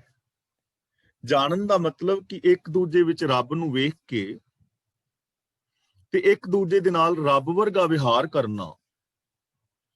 ਇਹ ਹੁਣ ਆਪ ਅੰਦਾਜ਼ਾ ਲਗਾਈਏ ਕਿ ਕਿੰਨੇ ਕੁ ਲੋਕ ਨੇ ਜੋ ਇੱਕ ਦੂਜੇ ਦੇ ਨਾਲ ਰੱਬ ਵਰਗਾ ਪਿਆਰ ਕਰਦੇ ਨੇ, ਜੋ ਇੱਕ ਦੂਜੇ ਦਾ ਰੱਬ ਜਿੰਨਾ ਸਤਿਕਾਰ ਕਰਦੇ ਨੇ, ਜਿਹੜੇ ਆਪਣੇ ਅੰਦਰੋਂ ਰੱਬੀ ਗੁਣਾਂ ਨੂੰ ਪ੍ਰਗਟ ਕਰਦੇ ਨੇ, ਜੋ ਦੂਜਿਆਂ ਦੇ ਅੰਦਰ ਰੱਬੀ ਗੁਣਾਂ ਨੂੰ ਵੇਖਣ ਦੀ ਟਰਾਈ ਕਰਦੇ ਨੇ। ਘੱਟ ਨੇ ਨਾ, ਹੈ ਨੇ, ਘੱਟ ਨੇ। ਤੇ ਉਹ ਵਡਭਾਗੀ ਨੇ ਜਿਨ੍ਹਾਂ ਨੇ ਜਾਣ ਲਿਆ, ਉਹ ਵੱਡੇ ਭਾਗਾਂ ਵਾਲੇ ਹੋ ਗਏ। ਹੁਣ ਇਹ ਸਾਡੇ ਤੇ ਡਿਪੈਂਡ ਕਰਦਾ ਹੈ ਕਿ ਅਸੀਂ ਵੱਡੇ ਭਾਗਾਂ ਵਾਲੇ ਹੋਣਾ ਚਾਹੁੰਦੇ ਹਾਂ ਜਾਂ ਬਦਕਿਸਮਤ ਰਹਿਣਾ ਚਾਹੁੰਦੇ ਹਾਂ। ਜੇ ਅਸੀਂ ਖੁਸ਼ਕਿਸਮਤ ਹੋਣਾ ਚਾਹੁੰਦੇ ਹਾਂ ਤਾਂ ਸਾਨੂੰ ਆਪਣਾ ਵਿਹਾਰ ਬਦਲ ਲੈਣਾ ਚਾਹੀਦਾ ਹੈ, ਵਿਸ਼ਵਾਸ ਦੇ ਪਾਤਰ ਬਣਨਾ ਚਾਹੀਦਾ ਹੈ, ਸੱਚ ਨਾਲ ਜੁੜਨਾ ਚਾਹੀਦਾ ਹੈ, ਦਇਆ ਪਿਆਰ ਮੁਹੱਬਤ ਵਾਲੀ ਜ਼ਿੰਦਗੀ ਜੀਣੀ ਚਾਹੀਦੀ ਹੈ। ਵੱਡੇ ਭਾਗਾਂ ਵਾਲੇ ਹੋ ਜਾਵਾਂਗੇ। ਤੇ ਜੇ ਅਸੀਂ ਭਾਈ ਝੂਠ ਫਰੇਬ ਵਾਲੀ ਜ਼ਿੰਦਗੀ ਜੀਵਾਂਗੇ ਤੇ ਬਦਕਿਸਮਤ ਹੋ ਜਾਵਾਂਗੇ। ਬੜ ਭਾਗੀ ਜਪਿਆ ਪ੍ਰਭ ਸੋਏ, ਨਾਨਕ ਨਾਮ ਰਤੇ ਸੁਖ ਹੋਏ। ਨਾਮ ਰਤੇ ਦਾ ਮਤਲਬ ਨਾਮ ਵਿੱਚ, ਰਤੇ ਦਾ ਮਤਲਬ ਰੰਗੇ ਹੋਏ, ਕਿ ਪ੍ਰਭੂ ਦੇ ਨਾਮ ਵਿੱਚ ਰੰਗਿਆ ਹੋਇਆਂ ਨੂੰ ਸੁਖ ਮਿਲਦਾ ਹੈ। ਨਾਮ ਦਾ ਮਤਲਬ ਰੱਬ ਦਾ ਹੁਕਮ। ਜਿਹੜੇ ਹੁਕਮ ਦੇ ਪ੍ਰੇਮ ਵਿੱਚ ਰੰਗੇ ਹੋਏ ਨੇ, ਜੋ ਹੁਕਮ ਯਾਨੀ ਸਿਸਟਮ ਅਨੁਸਾਰ ਜ਼ਿੰਦਗੀ ਜੀਂਦੇ ਨੇ, ਉਹਨਾਂ ਦੇ ਜੀਵਨ ਵਿੱਚ ਸੁੱਖ ਹੈ, ਕਿਉਂਕਿ ਸੁੱਖ ਹੈ ਹੀ ਸਿਸਟਮ ਦੇ ਵਿੱਚ, ਸੁੱਖ ਹੈ ਹੀ ਮਰਿਆਦਾ ਦੇ ਵਿੱਚ, ਜੀਵਨ ਦੇ ਢੰਗ ਦੇ ਵਿੱਚ। ਜੇ ਸਿਸਟਮ ਨਾ ਹੋਵੇ ਤਾਂ ਦੁਨੀਆ ਨਹੀਂ ਨਾ ਚੱਲ ਸਕਦੀ। ਇਹ ਦੁਨੀਆ ਸੁਹਾਵਣੀ ਹੈ ਹੀ ਤਾਂ ਕਿਉਂਕਿ ਇਹ ਰੱਬੀ ਰਜ਼ਾ ਵਿੱਚ ਲਾ ਆਫ ਨੇਚਰ ਅਨੁਸਾਰ ਜਾਂ ਸਿਸਟਮ ਅਨੁਸਾਰ ਇਹ ਸਾਰੀ ਦੁਨੀਆ ਚੱਲ ਰਹੀ ਹੈ, ਤਾਂ ਹੀ ਇਹ ਸੁਹਾਵਣੀ ਹੈ। ਹਰ ਸ਼ੈ ਸਿਸਟਮ ਨੂੰ ਫੋਲੋ ਕਰ ਰਹੀ ਹੈ, ਚਾਹੇ ਆ ਪਸ਼ੂ ਪੰਛੀ ਨੇ, ਜੀਵ ਜੰਤ ਨੇ, ਮਨੁੱਖ ਮਾਤਰ ਨੇ, ਕਿਸੇ ਸਿਸਟਮ ਦੇ ਅੰਦਰ ਜਨਮ ਲੈ ਰਹੇ ਨੇ ਨਾ, ਕਿਸੇ ਸਿਸਟਮ ਦੇ ਅੰਦਰ ਪਾਲਣਾ ਹੋ ਰਹੀ ਹੈ, ਕਿਸੇ ਸਿਸਟਮ ਦੇ ਅੰਦਰ ਲੈਤਾ ਔਰ ਸੰਚਾਲਨ ਹੋ ਰਿਹਾ ਹੈ। ਇਸੇ ਤਰ੍ਹਾਂ ਜੇ ਅਸੀਂ ਚੰਗੇ ਸਿਸਟਮ ਨੂੰ ਫੋਲੋ ਕਰੀਏ ਤਾਂ ਸਾਡੀ ਜ਼ਿੰਦਗੀ ਵਿੱਚ ਸੁੱਖ ਹੋ ਸਕਦਾ ਹੈ। ਜਿਵੇਂ ਟ੍ਰੈਫਿਕ ਦੇ ਰੂਲ ਨੇ ਅਸੀਂ ਪੂਰੇ ਕਰਦੇ ਹਾਂ ਤਾਂ ਅਸੀਂ ਆਪਣੀ ਮੰਜ਼ਿਲ ਤੇ ਪਹੁੰਚ ਜਾਂਦੇ ਹਾਂ, ਜੇ ਤੋੜਾਂਗੇ ਤੇ ਗੜਬੜ ਹੋਏਗੀ। ਘਰ ਪਰਿਵਾਰ ਹੈ ਤਾਂ ਘਰ ਪਰਿਵਾਰਾਂ ਦੇ ਕੁਝ ਅਸੂਲ ਹੁੰਦੇ ਨੇ ਨਾ, ਜੇ ਸਾਰਾ ਪਰਿਵਾਰ ਉਹਨਾਂ ਅਸੂਲਾਂ ਦੀ ਪਾਲਣਾ ਕਰੇ ਤਾਂ ਕੋਈ ਮਤਲਬ ਨਹੀਂ ਹੈ ਕਿ ਘਰ ਵਿੱਚ ਕੋਈ ਕਲੇਸ਼ ਹੋਵੇ। ਤੇ ਜੇ ਅਸੂਲਾਂ ਵਾਲੀ ਜ਼ਿੰਦਗੀ ਨਹੀਂ ਜੀਂਦੇ ਤਾਂ ਫਿਰ ਕੋਈ ਸਵਾਲ ਹੀ ਪੈਦਾ ਨਹੀਂ ਹੁੰਦਾ ਉਸ ਘਰ ਪਰਿਵਾਰ ਦੇ ਅੰਦਰ ਸੁੱਖ ਪੈਦਾ ਹੋ ਜਾਏ। ਉਹ ਘਰ ਉਜੜੇਗਾ ਹੀ ਉਜੜੇਗਾ, ਅੱਜ ਵੀ ਕੱਲ ਵੀ। ਜਿੱਥੇ ਅਸੂਲ ਨਹੀਂ ਉਜੜੇਗਾ, ਬਰਬਾਦ ਹੋਏਗਾ। ਇਸ ਲਈ ਨਾਨਕ ਨਾਮ ਰਤੇ ਸੁਖ ਹੋਏ। ਗੁਰੂ ਪਾਤਸ਼ਾਹ ਜੀ ਕਹਿੰਦੇ ਨੇ ਜੇ ਰੱਬ ਦੇ ਹੁਕਮ ਵਿੱਚ ਰੰਗੇ ਜਾਈਏ ਤਾਂ ਰੱਬ ਦੇ ਹੁਕਮ ਵਿੱਚ ਰੰਗੇ ਜਾਣ ਦੇ ਨਾਲ ਸੁਖ ਦੀ ਦਾਤ ਮਿਲਦੀ ਹੈ। ਸੇਵਕ ਕੀ ਮਨਸਾ ਪੂਰੀ ਪਈ। ਮਨਸਾ ਦਾ ਮਤਲਬ ਇੱਛਾ, ਮਨ ਦੀ ਇੱਛਾ, ਤੇ ਪੂਰੀ ਪਈ ਦਾ ਮਤਲਬ ਪੂਰੀ ਹੋ ਜਾਂਦੀ ਹੈ, ਮੁੱਕ ਜਾਂਦੀ ਹੈ। ਸੇਵਕ ਦੇ ਮਨ ਦੇ ਫੁਰਨੇ ਪੂਰਨ ਹੋ ਜਾਂਦੇ ਨੇ, ਭਾਵ ਮਾਇਆ ਵੱਲੋਂ ਦੌੜ ਮੁੱਕ ਜਾਂਦੀ ਹੈ। ਜਿਵੇਂ ਅਸੀਂ ਕਹਿੰਦੇ ਨਾ ਸਾਡਾ ਕੰਮ, ਅੱਜ ਘਰ ਦਾ ਕੰਮ ਪੂਰਾ ਹੋ ਗਿਆ। ਪੂਰਾ ਹੋ ਗਿਆ ਦਾ ਮਤਲਬ ਮੁੱਕ ਗਿਆ, ਖਤਮ ਹੋ ਗਿਆ। ਅੱਜ 1 ਮਹੀਨਾ ਪੂਰਾ ਹੋ ਗਿਆ, ਮਤਲਬ 1 ਮਹੀਨਾ ਮੁੱਕ ਗਿਆ। ਅੱਜ ਸਾਡਾ ਬਾਪੂ ਪੂਰਾ ਹੋ ਗਿਆ, ਤਾਂ ਪੂਰਾ ਹੋਣ ਦਾ ਮਤਲਬ ਇਹ ਨਹੀਂ ਕਿ ਬਾਪੂ ਇੰਜੀਨੀਅਰ ਬਣ ਗਿਆ, ਕੱਲ ਤੋਂ ਪੁਲਾਂ ਦੇ ਠੇਕੇ ਲਵੇਗਾ। ਪੂਰਾ ਹੋਣ ਦਾ ਮਤਲਬ ਬਾਪੂ ਵਿਚਾਰਾ ਚੱਲ ਵਸਿਆ, ਮਰ ਗਿਆ, ਖਤਮ ਹੋ ਗਿਆ। ਸੇਵਕ ਕੀ ਮਨਸਾ ਪੂਰੀ ਪਈ। ਪੂਰੀ ਪਈ ਦਾ ਮਤਲਬ ਜਿਹੜੀਆਂ ਇੱਛਾਵਾਂ ਨੇ ਉਹ ਖਤਮ ਹੋ ਗਈਆਂ, ਜਿਹੜੀਆਂ ਤ੍ਰਿਸ਼ਨਾਵਾਂ ਨੇ ਉਹ ਮੁੱਕ ਗਈਆਂ, ਜੋ ਵਿਕਾਰਾਂ ਵੱਲ ਦੌੜ ਭੱਜ ਸੀ ਉਹ ਪੂਰੀ ਹੋ ਗਈ, ਖਤਮ ਹੋ ਗਈ। ਹੁਣ ਲੋਭ ਮੋਹ ਹੰਕਾਰ ਵੱਲ ਮਨ ਨਹੀਂ ਦੌੜਦਾ। ਹੁਣ ਈਰਖਾ ਦਵੇਸ਼ ਵੈਰ ਵਿਰੋਧ ਨਹੀਂ ਹੈ। ਹੁਣ ਐਵੇਂ ਹੀ ਕਿਸੇ ਨੂੰ ਵੇਖ ਕੇ ਮਨ ਸੜਦਾ ਭੁੱਜਦਾ ਨਹੀਂ ਫਿਰਦਾ। ਹੁਣ ਅੰਦਰ ਕੇਵਲ ਸ਼ੁਭ ਗੁਣ ਟਿਕ ਗਏ ਨੇ, ਅੰਦਰ ਭੰਡਾਰੇ ਭਰੇ ਗਏ ਨੇ। ਸਤਿਗੁਰ ਤੇ ਨਿਰਮਲ ਮਤ ਲਈ। ਹੁਣ ਇਹ ਮਨਸਾ ਪੂਰੀ ਕਿਵੇਂ ਹੋ ਗਈ? ਇਹ ਤ੍ਰਿਸ਼ਨਾਵਾਂ ਕਿਵੇਂ ਮਿਟ ਗਈਆਂ? ਸ਼ੀਤਲਤਾ ਮਨ ਵਿੱਚ ਕਿਵੇਂ ਆ ਗਈ? ਕਿਉਂਕਿ ਸਤਿਗੁਰ ਤੇ ਨਿਰਮਲ ਮਤ ਲਈ ਉਹਨਾਂ ਨੇ ਸਤਿਗੁਰ ਤੋਂ ਉੱਤਮ ਸਿੱਖਿਆ ਹਾਸਲ ਕਰ ਲਈ। ਜਦੋਂ ਕੋਈ ਸੇਵਕ ਗੁਰੂ ਤੋਂ ਨਿਰਮਲ ਮਤ ਲੈਂਦਾ ਹੈ, ਉੱਤਮ ਸਿੱਖਿਆ ਹਾਸਲ ਕਰਦਾ ਹੈ, ਵੇ ਆਫ ਲਾਈਫ ਸਿੱਖਦਾ ਹੈ, ਫਿਰ ਉਹਦੀ ਮਤ ਨਿਰਮਲ ਹੋ ਜਾਂਦੀ ਹੈ। ਮਤ ਦਾ ਹੀ ਸਾਰਾ ਕੰਮ ਹੈ। ਮਤ ਨੇ ਸਾਡੀ ਨੇ ਫੈਸਲੇ ਲੈਣੇ ਨੇ, ਚੰਗੇ ਜਾਂ ਮਾੜੇ। ਮੈਂ ਤੁਹਾਡੇ ਨਾਲ ਕਿਵੇਂ ਬੋਲਣਾ ਹੈ, ਇਹ ਮੇਰੀ ਮਤ ਨੇ ਫੈਸਲਾ ਕਰਨਾ ਹੈ। ਤੇ ਜਿਹੜੇ ਮੈਂ ਬੋਲ ਦਿੱਤੇ, ਰਿਜ਼ਲਟ ਉਹਨਾਂ ਬੋਲਾਂ ਦਾ ਆਉਣਾ ਹੈ। ਜੇ ਚੰਗੇ ਬੋਲੋਂ ਵੀ ਮਾਣ ਆਦਰ ਮਿਲੇਗਾ, ਤੇ ਜੇ ਬੋਲ ਮਾੜੇ ਹੋਣਗੇ ਤੇ ਭਾਈ ਜੋ ਕੁਛ ਮਾੜੇ ਬੋਲਾਂ ਦਾ ਰਿਜ਼ਲਟ ਨਿਕਲਦਾ ਉਹ ਨਿਕਲੇਗਾ। ਤਾਂ ਇਹਦਾ ਮਤਲਬ ਜੋ ਮੈਨੂੰ ਸੁੱਖ ਜਾਂ ਦੁੱਖ, ਮਾਣ ਜਾਂ ਆਦਰ ਮਿਲਿਆ, ਉਹ ਮੇਰੇ ਲਏ ਹੋਏ ਫੈਸਲੇ ਦਾ ਮਿਲਿਆ ਨਾ। ਤੇ ਫੈਸਲਾ ਲੈਣਾ ਮੱਤ ਨੇ। ਤੇ ਜੇ ਮੱਤ ਮੈਲੀ ਹੈ ਤੇ ਫੈਸਲੇ ਮੈਲੇ ਹੋਣਗੇ, ਰਿਜ਼ਲਟ ਮੈਲਾ ਹੋਏਗਾ। ਇਸ ਲਈ ਸਤਿਗੁਰ ਤੇ ਨਿਰਮਤ ਲਈ ਜਿਨ੍ਹਾਂ ਨੇ ਗੁਰੂ ਤੋਂ ਸ੍ਰੇਸ਼ਟ ਗਿਆਨ ਹਾਸਲ ਕਰ ਲਿਆ, ਉਹਨਾਂ ਦੇ ਜੀਵਨ ਦੇ ਫਿਰ ਜਿਹੜੇ ਵਿਕਾਰਾਂ ਦੇ ਫੁਰਨੇ ਨੇ ਉਹ ਮੁੱਕ ਜਾਂਦੇ ਨੇ। ਕਿਉਂਕਿ ਜਦੋਂ ਮਨ ਦੇ ਅੰਦਰੋਂ ਕੋਈ ਫੁਰਨਾ ਮਾੜਾ ਫੁਰੇਗਾ ਨਾ, ਤੇ ਨਿਰਮਲ ਮਤ ਨੇ ਨਾਲ ਦੇ ਨਾਲ ਕਹਿਣਾ ਹੈ ਕਿ ਇਸ ਫੁਰਨੇ ਨੂੰ ਡਿਲੀਟ, ਇਹ ਫੁਰਨਾ ਠੀਕ ਨਹੀਂ ਹੈ, ਇਹਦੇ ਤੇ ਅਮਲ ਨਹੀਂ ਕਰਨਾ। ਮਨ ਨੂੰ ਅੰਡਰ ਰੱਖਣਾ ਹੈ। ਅਸੀਂ ਰੋਜ਼ ਅਰਦਾਸ ਕਰਨੇ ਨਾ, ਸਿੱਖਾਂ ਦਾ ਮਨ ਨੀਵਾਂ, ਮਤ ਉੱਚੀ। ਮਨ ਨੂੰ ਮਤ ਦੇ ਅਧੀਨ ਰੱਖਣਾ ਹੈ। ਜੋ ਸਾਡੇ ਮਨ ਦੇ ਅੰਦਰ ਗਲਤ ਭਾਵਨਾਵਾਂ ਆਉਂਦੀਆਂ ਨੇ, ਉਹਨਾਂ ਦੀ ਮਤ ਦੇ ਨਾਲ ਪਰਖ ਕਰਨੀ ਹੈ ਕਿ ਇਹ ਭਾਵਨਾ ਠੀਕ ਵੀ ਹੈ ਕਿ ਗਲਤ ਹੈ। ਜਿਹੜੀ ਮੇਰੀ ਇਹ ਭਾਵਨਾ ਹੈ, ਕਿਸੇ ਦੀ ਭਾਵਨਾ ਨੂੰ ਠੇਸ ਤੇ ਨਹੀਂ ਪਹੁੰਚਾਏਗੀ। ਇਹ ਭਾਵਨਾ ਮੇਰੀ ਮੈਨੂੰ ਕਿਤੇ ਮੁਸੀਬਤ ਵਿੱਚ ਤੇ ਨਹੀਂ ਫਸਾਏਗੀ। ਇਹਦੇ ਤੇ ਅਮਲ ਕਰਾਂਗਾ, ਕਿਸੇ ਦਾ ਨੁਕਸਾਨ ਤੇ ਨਹੀਂ ਹੋਏਗਾ। ਇਸ ਲਈ ਮਨ ਨੂੰ ਮਤ ਦੇ ਅਧੀਨ ਰੱਖਣਾ ਹੈ ਤੇ ਮਤ ਨੂੰ ਗੁਰੂ ਦੇ ਅਧੀਨ ਰੱਖਣਾ ਹੈ। ਮਤ ਵੀ ਆਪ ਹੁਦਰੀ ਨਾ ਹੋਵੇ, ਮਨ ਦੀ ਮਤ ਨਾ ਬਣ ਜਾਏ। ਗੁਰਮਤਿ ਅਨੁਸਾਰ ਜਨ ਕੋ ਪ੍ਰਭ ਹੋਇਓ ਦਇਆਲ, ਤੇ ਜਿਨ੍ਹਾਂ ਨੇ ਗੁਰੂ ਤੋਂ ਨਿਰਮਲ ਮਤ ਲਈ, ਜਿਨ੍ਹਾਂ ਦੇ ਅੰਦਰੋਂ ਵਿਕਾਰਾਂ ਦੇ ਫੁਰਨੇ ਖਤਮ ਹੋ ਗਏ, ਜੋ ਪ੍ਰਭੂ ਦੀ ਰਜ਼ਾ ਅਨੁਸਾਰ ਤੁਰਨ ਲੱਗ ਗਏ, ਜਨ ਕੋ ਪ੍ਰਭ ਹੋਇਓ ਦਇਆਲ, ਉਸ ਆਪਣੇ ਸੇਵਕ ਦੇ ਉੱਤੇ ਰੱਬ ਦਇਆਵਾਨ ਹੋ ਗਿਆ। ਯਾਨੀ ਉਹ ਦਇਆ ਦਾ ਪਾਤਰ ਬਣ ਗਿਆ। ਹੁਣ ਰੱਬ ਦੀ ਦਇਆ ਉਹਦੇ ਤੇ ਬਰਸ ਰਹੀ ਹੈ। ਕਿਉਂ? ਕਿਉਂਕਿ ਨਿਰਮਲ ਮਤ ਲੈ ਲਈ, ਵਿਕਾਰਾਂ ਦਾ ਤਿਆਗ ਕਰ ਦਿੱਤਾ, ਦਇਆ ਦਾ ਪਾਤਰ ਬਣ ਗਿਆ। ਤਾਂ ਜਦੋਂ ਦਇਆ ਦਾ ਪਾਤਰ ਬਣ ਗਿਆ ਤਾਂ ਫਿਰ ਦਇਆ ਦੇ ਅੰਦਰ ਤੇ ਸੁੱਖ ਹੀ ਸੁੱਖ ਹੈ, ਆਨੰਦ ਹੀ ਆਨੰਦ ਹੈ। ਸੇਵਕ ਕੀਨੋ ਸਦਾ ਨਿਹਾਲ, ਨਿਹਾਲ ਦਾ ਮਤਲਬ ਪ੍ਰਸੰਨ, ਖੁਸ਼। ਤੇ ਰੱਬ ਆਪਣੇ ਸੇਵਕ ਨੂੰ ਸਦਾ ਪ੍ਰਸੰਨ ਰੱਖਦਾ ਹੈ। ਰੱਬ ਦਾ ਸੇਵਕ ਹਮੇਸ਼ਾ ਖੁਸ਼ ਰਹੇਗਾ। ਜਪਜੀ ਸਾਹਿਬ ਵਿੱਚ ਅਸਾਂ ਪੜ੍ਹਿਆ ਹੈ ਨਾ, ਨਾਨਕ ਭਗਤਾਂ ਸਦਾ ਵਿਗਾਸ। ਜੋ ਰੱਬ ਦੇ ਭਗਤ ਨੇ, ਉਹਨਾਂ ਦੀ ਜ਼ਿੰਦਗੀ ਵਿੱਚ ਹਮੇਸ਼ਾ ਖੇੜਾ ਹੈ। ਤੇ ਭਗਤ ਕੌਣ ਨੇ? ਜੋ ਗੁਣਾਂ ਦੇ ਧਾਰਨੀ ਨੇ। ਭਗਤ ਕੌਣ ਨੇ?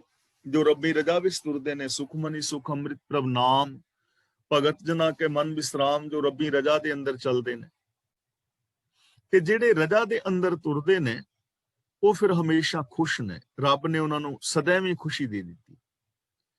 ਤਾਂ ਇਹਦਾ ਮਤਲਬ ਜੇ ਅਸੀਂ ਸदैਵੀ ਚਾਹੁੰਦੇ ਹਾਂ ਤਾਂ ਸਾਨੂੰ ਰੱਬੀ ਰਜ਼ਾ ਅਨੁਸਾਰ ਜ਼ਿੰਦਗੀ ਜੀਣੀ ਚਾਹੀਦੀ ਹੈ। ਤੇ ਰੱਬ ਦੀ ਰਜ਼ਾ ਪਾਣੇ ਦਾ ਸਮਝ ਸਾਨੂੰ ਗੁਰਬਾਣੀ ਰਾਹੀਂ ਆਏਗੀ, ਗੁਰੂ ਰਾਹੀਂ। ਅਗਲਾ ਬਚਨ ਗੁਰੂ ਜੀ ਕਰਦੇ ਨੇ, ਬੰਧਨ ਕਾਟ ਮੁਕਤ ਜਨ ਪਇਆ। ਇੱਥੇ ਜਨ ਦੇ ਨੰਨੇ ਥੱਲੇ ਔਂਕੜ ਹੈ, ਇੱਥੇ ਸਿੰਗੂਲਰ ਸ਼ਬਦ ਹੈ ਦਾਸ। ਕਾਟ ਦੇ ਟੈਂਕੇ ਨਾਲ ਸਿਹਾਰੀ ਹੈ, ਕੱਟ ਕੇ। ਬੰਧਨ ਕਾਟ, ਬੰਧਨ ਕੱਟ ਕੇ, ਜੰਜੀਰਾਂ ਤੋੜ ਕੇ। ਮੁਕਤ ਜਨ ਭਇਆ, ਜਿਹੜਾ ਰੱਬ ਦਾ ਦਾਸ ਹੈ ਉਹ ਮੁਕਤ ਹੋ ਜਾਂਦਾ ਹੈ ਬੰਧਨ ਕੱਟ ਕੇ, ਮਾਇਆ ਦੀਆਂ ਜੰਜੀਰਾਂ ਕੱਟ ਕੇ। ਤੇ ਮਾਇਆ ਕਿਹੜੀ ਹੈ? ਆਪਾਂ ਰੋਜ਼ ਐਕਸਪਲੇਨ ਕਰ ਰਹੇ ਹਾਂ ਇਸ ਚੀਜ਼ ਨੂੰ, ਅਸੀਂ ਰੋਜ਼ ਵਿਚਾਰ ਕਰ ਰਹੇ ਹਾਂ ਸਾਰੇ ਵੀਰ ਭੈਣਾਂ, ਕਿ ਮਾਇਆ ਸਾਡੀ ਸੋਚ ਦਾ ਨਾਮ ਹੈ। ਜਿਹੜੀ ਸੋਚ ਸਾਨੂੰ ਇੱਕ ਦੂਜੇ ਵਿੱਚ ਰੱਬ ਨਹੀਂ ਵੇਖਣ ਦਿੰਦੀ, ਜਿਹੜੀ ਸੋਚ ਸਾਨੂੰ ਅੰਦਰੋਂ ਹੋਰ ਤੇ ਬਾਹਰੋਂ ਹੋਰ ਬਣਾਉਂਦੀ ਹੈ, ਜਿਹੜੀ ਸੋਚ ਮੇਰ ਤੇਰ ਦੇ ਵਿਤਕਰੇ ਪੈਦਾ ਕਰਦੀ ਹੈ। ਔਰ ਫਿਰ ਇਸ ਸੋਚ ਕਰਕੇ ਅਨੇਕਾਂ ਬੰਧਨ, ਪਾਪ, ਵਿਕਾਰ ਪੈਦਾ ਹੋ ਜਾਂਦੇ ਨੇ। ਰੱਬ ਦਾ ਜਿਹੜਾ ਸੇਵਕ ਹੈ, ਗੁਰੂ ਦੀ ਮੱਤ ਦਾ ਧਾਰਨੀ, ਰੱਬੀ ਰਜ਼ਾ ਵਿੱਚ ਤੁਰਨ ਵਾਲਾ, ਰੱਬੀ ਗੁਣਾਂ ਦਾ ਧਾਰਨੀ, ਰੱਬੀ ਪ੍ਰੇਮ ਦੇ ਨਾਲ ਰੰਗਿਆ ਹੋਇਆ, ਰੱਬ ਦੇ ਚਰਨਾਂ ਦੀ ਸ਼ਰਨ ਵਿੱਚ ਰਹਿਣ ਵਾਲਾ, ਇਹਨਾਂ ਸਾਰੇ ਬੰਧਨਾਂ ਨੂੰ ਕੱਟ ਦਿੰਦਾ ਹੈ, ਇਸ ਮਾਇਆ ਦੀ ਸੋਚ ਨੂੰ ਖਤਮ ਕਰ ਦਿੰਦਾ ਹੈ ਤੇ ਉਹ ਮੁਕਤ ਹੋ ਜਾਂਦਾ ਹੈ। ਹੁਣ ਮੁਕਤੀ ਮਰਨ ਤੋਂ ਬਾਅਦ ਨਹੀਂ ਹੈ, ਐਸੇ ਜੀਵਨ ਵਿੱਚ ਹੈ। ਤੇ ਦੇਖੋ ਮੁਕਤ ਹੋਣ ਦਾ ਕਿੰਨਾ ਸੌਖਾ ਸਾਧਨ ਗੁਰੂ ਸਾਹਿਬ ਜੀ ਸਾਨੂੰ ਦੱਸ ਰਹੇ ਨੇ, ਕਿ ਗੁਰਬਾਣੀ ਨੂੰ ਪੜ੍ਹਨਾ, ਗੁਰਬਾਣੀ ਆਸ਼ੇ ਅਨੁਸਾਰ ਜ਼ਿੰਦਗੀ ਜੀ ਕੇ ਵਿਕਾਰਾਂ ਦੇ ਬੰਧਨਾਂ ਨੂੰ ਤੋੜ ਕੇ ਆਜ਼ਾਦ ਹੋ ਜਾਣਾ। ਵਿਕਾਰਾਂ ਦੇ ਬੰਧਨ ਟੁੱਟ ਗਏ ਤੇ ਦੁੱਖ ਆਪੇ ਖਤਮ ਹੋ ਜਾਣਾ। ਅਗਲਾ ਬਚਨ ਕਰਦੇ ਨੇ, ਜਨਮ ਮਰਨ ਦੁੱਖ ਬ੍ਰਹਮ ਗਿਆ। ਇਹ ਜਨਮ ਮਰਨ ਨੂੰ ਥੋੜਾ ਜਿਹਾ ਸਮਝਣਾ ਹੈ। ਜਨਮ ਤੋਂ ਲੈ ਕੇ ਮਰਨ ਤੱਕ ਮੇਰਾ ਜਨਮ ਹੋਇਆ ਹੈ ਤੇ ਮੈਂ ਮਰਨਾ ਹੈ।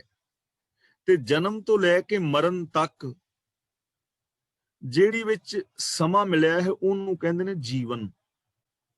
ਜੀਵਨ ਕੀ ਹੈ? ਜਨਮ ਤੋਂ ਲੈ ਕੇ ਮਰਨ ਤੱਕ ਮਿਲੇ ਹੋਏ ਸਮੇਂ ਨੂੰ ਅਸੀਂ ਜੀਵਨ ਕਹਿੰਦੇ ਹਾਂ। ਤੇ ਸਾਰੇ ਜੀਵਨ ਦੇ ਅੰਦਰ ਬੰਦਾ ਕੰਮ ਕਰਦਾ ਹੈ, ਸੁੱਖ ਜਾਂ ਦੁੱਖ ਮਾਣਦਾ ਹੈ, ਆਦਰ ਜਾਂ ਨਿਰਾਦਰ ਸਹਾਰਦਾ ਹੈ, ਚਿੰਤਾ ਜਾਂ ਖੁਸ਼ੀਆਂ ਮਹਿਸੂਸ ਕਰਦਾ ਹੈ। ਜ਼ਿੰਦਗੀ ਹੈ ਨਾ ਜਨਮ ਤੋਂ ਲੈ ਕੇ ਮਰਨ ਤੱਕ।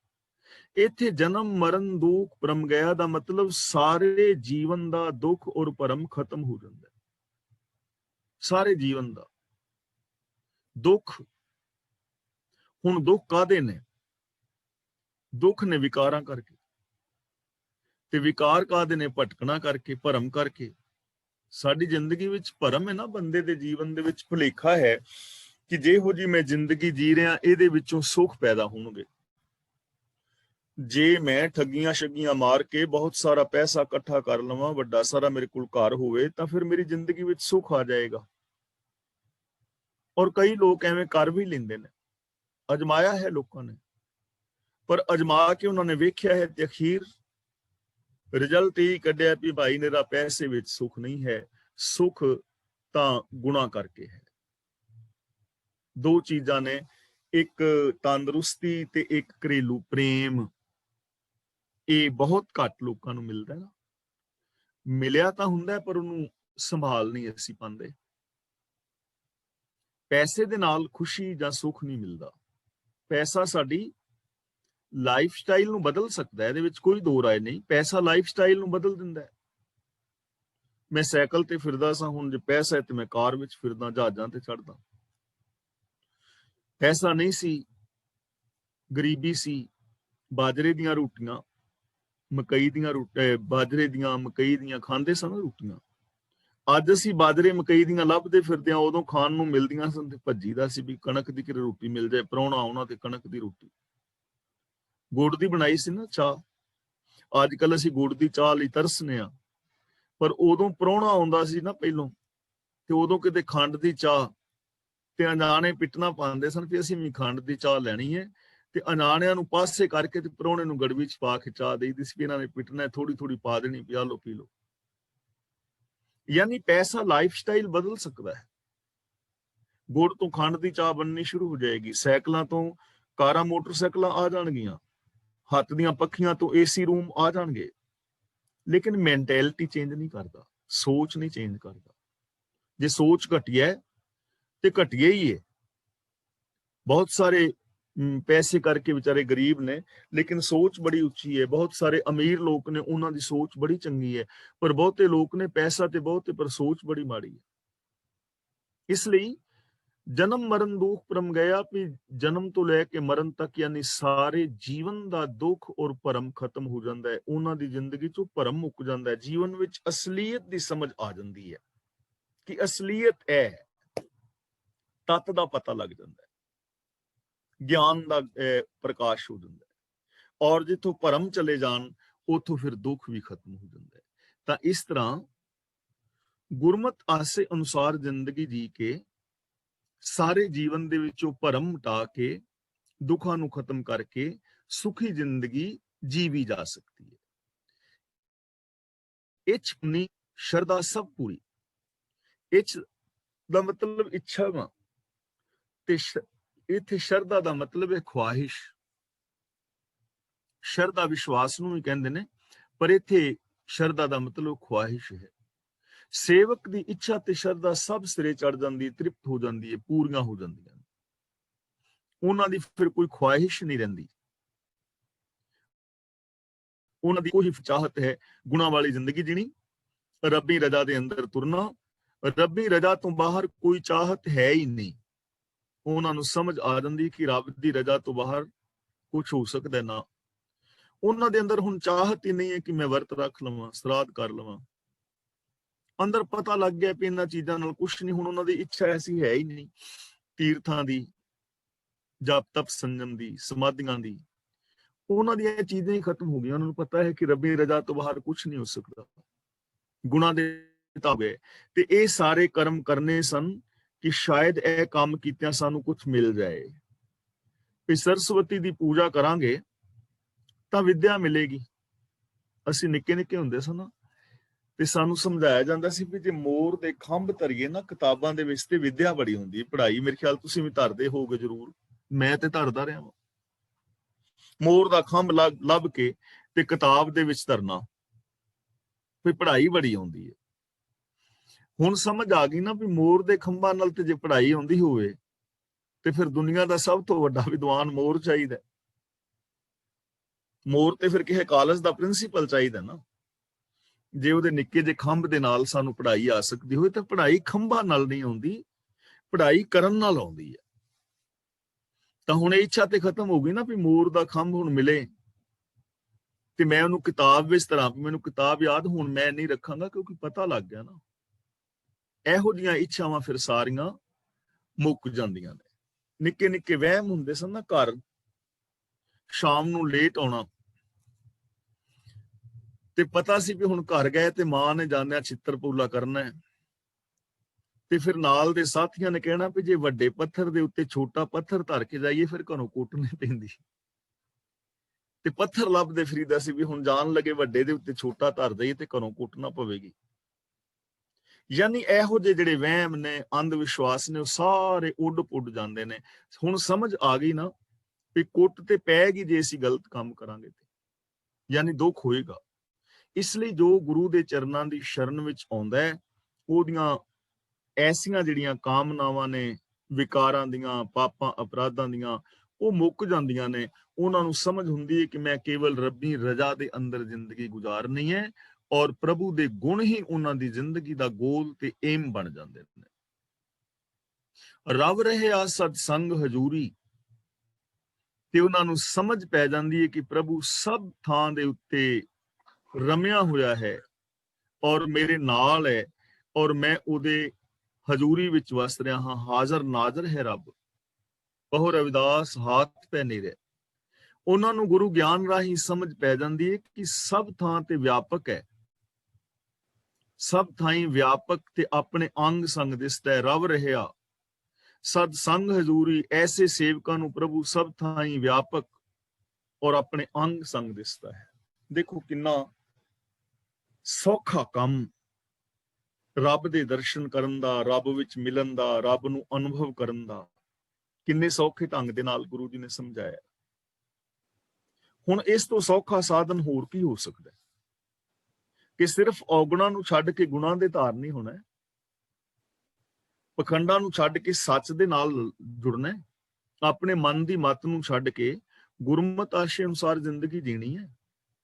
ਕੰਮ ਤੇ ਕਰਨਾ ਹੈ, ਜ਼ਬਾਨ ਨਾਲ ਤੇ ਬੋਲਣਾ ਹੈ ਪਰ ਸੱਚ ਬੋਲਣਾ ਹੈ, ਅੱਖਾਂ ਨਾਲ ਤੇ ਵੇਖਣਾ ਹੈ ਪਰ ਪਿਆਰ ਨਾਲ ਵੇਖਣਾ ਹੈ, ਹਰ ਧੀ ਭੈਣ ਨੂੰ ਆਪਣੀ ਧੀ ਭੈਣ ਕਰਕੇ ਵੇਖਣਾ ਹੈ, ਕੰਨਾਂ ਨਾਲ ਸੁਣਨਾ ਹੈ ਪਰ ਸੱਚ ਸੁਣਨਾ ਹੈ, ਹੱਥਾਂ ਨਾਲ ਕਰਨਾ ਹੈ ਪਰ ਕਿਰਤ ਕਰਨੀ ਹੈ, ਪੈਰਾਂ ਨਾਲ ਤੁਰਨਾ ਹੈ ਪਰ ਸੱਚੇ ਰਾਹਾਂ ਤੇ ਜਾਣਾ ਹੈ, ਮਨ ਕਰਕੇ ਸੋਚਣਾ ਹੈ ਪਰ ਸੱਚ ਸੋਚਣਾ ਹੈ, ਤੇ ਰੱਬ ਵਰਗੇ ਹੋ ਜਾਣਾ ਹੈ, ਰੱਬ ਸਭ ਥਾਵਾਂ ਤੇ ਨਜ਼ਰੀਂ ਪੈ ਜਾਣਾ ਹੈ। ਇਸ ਤੋਂ ਸੌਖਾ ਕੰਮ ਕੀ ਹੋ ਸਕਦਾ ਹੈ? ਕਿਉਂਕਿ ਇਹ ਕੰਮ ਤੇ ਅਸੀਂ ਕਰ ਹੀ ਰਹੇ ਹਾਂ। ਆਪਾਂ ਕੱਲ ਗੱਲ ਕੀਤੀ ਸੀ 6 ਕੰਮਾਂ ਦੀ, ਕਿ ਅਸੀਂ ਟਰਾਈ ਕਰੀਏ, ਤੇ ਕੰਮ ਅਸੀਂ ਕਰ ਹੀ ਰਹੇ ਹਾਂ, ਲੇਕਿਨ ਕਰ ਇਸ ਢੰਗ ਨਾਲ ਰਹੇ ਹਾਂ ਕਿ ਸਾਡੀ ਜ਼ਿੰਦਗੀ ਵਿੱਚ ਦੁੱਖ ਪੈਦਾ ਹੋ ਰਹੇ ਨੇ, ਵਿਛੋੜੇ ਪੈਦਾ ਹੋ ਰਹੇ ਨੇ, ਦੂਰੀਆਂ ਵੱਧ ਰਹੀਆਂ ਨੇ, ਰੱਬ ਤੋਂ ਦੂਰ ਜਾ ਰਹੇ ਹਾਂ। ਤੇ ਜੇ ਕੰਮ ਕਰਨ ਦਾ ਤਰੀਕਾ ਬਦਲ ਲਈਏ ਤੇ ਸਾਡੀਆਂ ਦੂਰੀਆਂ ਵੀ ਘਟ ਜਾਣਗੀਆਂ, ਨੇੜਤਾ ਵੱਧ ਜਾਏਗੀ, ਰੱਬ ਅੰਗ ਸੰਗ ਦਿਸੇਗਾ, ਵਿਕਾਰ ਖਤਮ ਹੋ ਜਾਣਗੇ, ਦੁੱਖ ਖਤਮ ਹੋ ਜਾਣਗੇ, ਜੀਵਨ ਵਿੱਚ ਸ਼ਾਂਤੀ ਆ ਜਾਏਗੀ, ਪਰਿਵਾਰਾਂ ਦੇ ਅੰਦਰ ਘਰ ਪਰਿਵਾਰ ਸਵਰਗ ਬਣ ਜਾਣਗੇ। ਅਗਲਾ ਬਚਨ ਕਰਦੇ ਨੇ, ਜਿਸ ਕਾ ਸਾਹ ਤਿਲ ਲਿਆ ਮਿਲਾਏ। ਜਿਸ ਕਾ ਸਾਹ ਦਾ ਮਤਲਬ ਜਿਹਦਾ ਇਹ ਸੀ, ਜਿਹਨੇ ਪੈਦਾ ਕੀਤਾ ਹੋਇਆ, ਬਣਿਆ ਸੀ। ਗੁਰੂ ਜੀ ਕਹਿੰਦੇ ਨਾ ਫਿਰਤ ਫਿਰਤ ਪ੍ਰਭਾਇਆ ਪਰਿਆ ਤੋ ਸ਼ਰਨਾਏ, ਬਣਿਆ ਸੀ ਨਾ, ਤਿਨ ਲਿਆ ਮਿਲਾਏ, ਉਹਨੇ ਆਪਣੇ ਵਿੱਚ ਮਿਲਾ ਲਿਆ। ਰੱਬ ਆਪ ਆਪਣੇ ਵਿੱਚ ਮਿਲਾ ਲਏਗਾ। ਸਮੁੰਦਰ ਆਪ ਉਸ ਬੂੰਦ ਨੂੰ ਸਮੁੰਦਰ ਦੇ ਆਪਣੇ ਅੰਦਰ ਲੀਨ ਕਰਕੇ ਸਮੁੰਦਰ ਬਣਾ ਦੇਵੇਗਾ। ਅਸੀਂ ਤਾਂ ਸਿਰਫ ਈਗੋ ਨੂੰ ਛੱਡਣਾ ਹੈ, ਅਸੀਂ ਤਾਂ ਸਿਰਫ ਆਪਣੀ ਮੱਤ ਨੂੰ ਛੱਡ ਕੇ ਗੁਰੂ ਦੀ ਮੱਤ ਦੇ ਧਾਰਨੀ ਹੋਣਾ ਹੈ। ਅਸੀਂ ਆਪਣੀ ਡਾਇਰੈਕਸ਼ਨ ਚੇਂਜ ਕਰਨੀ ਹੈ। ਜਦੋਂ ਡਾਇਰੈਕਸ਼ਨ ਚੇਂਜ ਕਰੋਗੇ, ਡੈਸਟੀਨੇਸ਼ਨ ਆਪ ਹੀ ਚੇਂਜ ਹੋ ਜਾਣਾ ਹੈ। ਡਾਇਰੈਕਸ਼ਨ ਗਲਤ ਹੈ, ਡਾਇਰੈਕਸ਼ਨ ਨੂੰ ਠੀਕ ਕਰੋ, ਡੈਸਟੀਨੇਸ਼ਨ ਬਦਲ ਜਾਏਗਾ। ਜੇ ਪਾਪ ਵਿਕਾਰ ਕਮਾ ਰਹੇ ਹਾਂ, ਡਾਇਰੈਕਸ਼ਨ ਪਾਪ ਕਮਾਉਣ ਵਾਲੀ ਹੈ, ਤਾਂ ਡੈਸਟੀਨੇਸ਼ਨ ਦੁੱਖ ਹੋਏਗਾ, ਜ਼ਿੰਦਗੀ ਨਰਕ ਬਣੇਗੀ। ਜੇ ਗੁਣਾ ਵਾਲੀ ਡਾਇਰੈਕਸ਼ਨ ਲੈ ਲੋਗੇ ਜੀਵਨ स्वर्ग बन जाएगा। चलना तो है, डायरेक्शन चेंज करनी, डायरेक्शन चेंज करन नाल डेस्टिनेशन चेंज हो जाना है। पहला नरक वल वध रहे सां, फिर स्वर्ग वल वधांगे। पहला दुखां वल वध रहे सां, फिर सुखां वल वधांगे। पहला दूरियां वध रहीआं सन, फिर दूरियां घटणगीਆਂ।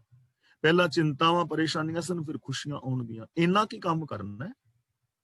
जिसका सा तिन लिया मिलाए, जिदा सी वो फिर अपने नाल मिला लिंदा है। नानक भगती नाम समाए, इत्थे नाम दे मम्मे नाल सिहारी है, नाम विच। भगती दा मतलब सेवा, हुक्म। भगती राही, हुक्म राही नाम विच बंदा समा जांदा है, रब दे अंदर समा जांदा है, रब दा रूप हो जांदा है। इत्थे नाम दा मतलब रब। नाम शब्द कई अर्थां विच आया है। नानक भगती नाम समाए, यानी भगती राही, सेवा राही रब दी रजा पाने विच तुर के बंदा रब दे अंदर ही समा जांदा है, रब दा रूप ही हो जांदा है। ਤਾਂ ਦੇਖੋ ਕਿੰਨੇ ਪਿਆਰ ਦੇ ਨਾਲ, ਕਿੰਨੇ ਸੌਖੇ ਢੰਗ ਦੇ ਨਾਲ ਸਾਨੂੰ ਸੁਖਮਨੀ ਸਾਹਿਬ ਜੀ ਦੀ ਪਾਵਨ ਬਾਣੀ ਵਿੱਚ ਸਮਝਾਇਆ ਹੈ। ਸੁਖਮਨੀ ਸੁਖ ਅੰਮ੍ਰਿਤ ਪ੍ਰਭ ਨਾਮ, ਜੋ ਸੁਖਮਨੀ ਸੁਖਾਂ ਦੀ ਮਣੀ ਹੈ, ਉਹ ਰੱਬ ਦਾ ਹੁਕਮ ਹੈ। ਰੱਬ ਦੇ ਹੁਕਮ ਅਨੁਸਾਰ ਤੁਰੋਗੇ ਤਾਂ ਜੀਵਨ ਦੇ ਅੰਦਰ ਸੁਖ ਆ ਜਾਏਗਾ। ਸੁਖਾਂ ਦੀ ਮਣੀ ਹੈ, ਸੁਖ ਦੇਣ ਵਾਲੀ ਹੈ। ਕਿ ਇਹ ਰੱਬ ਦਾ ਨਾਮ, ਰੱਬ ਦਾ ਹੁਕਮ ਹੈ ਸੁਖਾਂ ਦੀ ਮਣੀ। ਜਿਵੇਂ ਜਿਵੇਂ ਰੱਬ ਦੇ ਹੁਕਮ ਅਨੁਸਾਰ ਤੁਰੋਗੇ ਸੁਖ ਵੱਧਦੇ ਚਲੇ ਜਾਣਗੇ। ਔਰ ਭਗਤੀ ਹੈ ਰੱਬ ਦੇ ਹੁਕਮ ਦੇ ਅੰਦਰ ਤੁਰਨਾ। ਜੇ ਅਸੀਂ ਸੁਖਮਨੀ ਸਾਹਿਬ ਜੀ ਦੀ ਪਾਵਨ ਬਾਣੀ ਨੂੰ ਪੜ੍ਹਿਆ ਹੁੰਦਾ ਨਾ, ਵਿਚਾਰ ਕੇ, ਪੜਨ ਤੱਕ ਸੀਮਤ ਨਾ ਰਹਿ ਹੁੰਦੇ, ਵਿਚਾਰ ਦੇ ਔਰ ਵਿਚਾਰ ਕੇ ਇਹਦੇ ਤੇ ਅਮਲ ਕਰਦੇ ਤਾਂ ਜ਼ਿੰਦਗੀ ਬਦਲ ਜਾਣੀ ਸੀ ਕਿ ਨਹੀਂ। ਕਿਉਂ ਭੈਣੋ ਮੇਰੀਓ ਵੀਰੋ, ਸਿਰ ਹਿਲਾ ਕੇ ਦੱਸੋਗੇ, ਮੈਨੂੰ ਪਤਾ ਲੱਗ ਜਾਏਗਾ ਕਿ ਸਹਿਮਤ ਤੋਂ ਬਦਲ ਜਾਣੀ ਸੀ ਨਾ, ਜੀਵਨ ਕੁਛ ਹੋਰ ਹੋਣਾ ਸੀ ਨਾ। ਪਰ ਸਾਨੂੰ ਤੇ ਉਲਝਾਈ ਰੱਖਿਆ ਵੀ 24,000 ਅਕਸ਼ਰ ਨੇ ਤੇ 24,000 ਸਵਾਸ ਨੇ, ਇੱਕ ਵਾਰੀ ਪੜ੍ਹ ਲਓ ਤੇ ਸਵਾਸ ਸਫਲੇ ਹੋ ਗਏ। ਸਵਾਸ ਐਵੇਂ ਸਫਲੇ ਹੋਣੇ ਸਨ। ਹਾਲੇ ਵੀ ਡੁੱਲੇ ਬੇਰਾਂ ਦਾ ਕੁਛ ਨਹੀਂ ਵਿਗੜਿਆ। ਜੇ ਜ਼ਿੰਦਗੀ ਦੇ ਵਿੱਚ ਕਿਤੇ ਕਮੀਆਂ, ਕੋਈ ਦੋਸ਼ ਰਹਿ ਗਏ ਤਾਂ ਅੱਜ ਵੀ ਜੇ ਅਸੀਂ ਪਾਵਨ ਬਾਣੀ ਮੁਤਾਬਕ ਚੇਂਜ ਹੋਣ ਦਾ ਯਤਨ ਕਰੀਏ ਨਾ, ਆਪਣੀ ਡਾਇਰੈਕਸ਼ਨ ਬਦਲੀਏ, ਤਾਂ ਹਕੀਕਤ ਤੇ ਡੈਸਟੀਨੇਸ਼ਨ ਬਦਲ ਜਾਏਗਾ, ਜੀਵਨ ਬਦਲ ਜਾਏਗਾ, ਸੋਚ ਬਦਲ ਜਾਏਗੀ, ਦੁੱਖ ਖਤਮ ਹੋ ਜਾਣਗੇ, ਪਾਪ ਵਿਕਾਰ ਖਤਮ ਹੋ ਜਾਣਗੇ, ਨੈਗੇਟਿਵਿਟੀ ਖਤਮ ਹੋ ਜਾਏਗੀ, ਪੋਜ਼ਿਟਿਵਿਟੀ, ਸਕਾਰਾਤਮਕਤਾ, ਚੜ੍ਹਦੀ ਕਲਾ ਆ ਜਾਏਗੀ। ਪਰ ਆਏਗੀ ਉਹਦੇ ਅੰਦਰ ਜੋ ਬਦਲੇਗਾ, ਜੋ ਅਮਲ ਕਰੇਗਾ। ਜੇ ਮੈਂ ਅਮਲ ਕਰਾਂਗਾ ਤਾਂ ਮੇਰੇ ਜੀਵਨ ਵਿੱਚ ਬਦਲਾਵ ਆਏਗਾ, ਤੁਸੀਂ ਕਰੋਗੇ ਤੁਹਾਡੇ ਵਿੱਚ ਆਏਗਾ। ਇਹਦਾ ਮਤਲਬ ਇਹ ਨਹੀਂ ਹੈ ਕਿ ਜਿਵੇਂ ਹੁਣ ਮੈਂ ਹਾਂ ਤੇ ਮੈਂ ਕਥਾ ਕਰ ਰਿਹਾ ਤੇ ਮੈਂ ਅਮਲ ਨਾ ਕਰਾਂ ਤਾਂ ਮੇਰੀ ਜ਼ਿੰਦਗੀ ਵਿੱਚ ਬਦਲਾਵ ਭਾਈ ਨਹੀਂ ਆਏਗਾ। ਜੇ ਮੈਂ ਕਰਾਂਗਾ ਤੇ ਮੇਰੇ ਜੀਵਨ ਵਿੱਚ ਇਹ ਮਹਾਨਤਾ ਆ ਜਾਏਗੀ। ਮੇਰੇ ਪਰਿਵਾਰ ਚੋਂ ਕੋਈ ਕਰ ਲੇਗਾ ਤੇ ਅਮਲ ਉਹਦੇ ਜੀਵਨ 'ਚ ਮਹਾਨਤਾ ਆ ਜਾਏਗੀ। ਤੁਸੀਂ ਕਰ ਲੋਗੇ, ਤੁਹਾਡੇ ਪਰਿਵਾਰ ਚੋਂ ਕੋਈ ਅਮਲ ਕਰ ਲੇਗਾ, ਦੁਨੀਆ ਚੋਂ ਕਰ ਲੇਗਾ। ਜੋ ਅਮਲ ਕਰੇਗਾ ਉਹਦੀ ਜ਼ਿੰਦਗੀ ਦੇ ਅੰਦਰ ਐਸਾ ਵਰਤਾਰਾ ਵਰਤ ਜਾਏਗਾ। ਤਾਂ ਇੱਥੇ ਮੈਂ ਅੱਜ ਖਿਮਾ ਦਾ ਜਾਚਕ ਹਾਂ।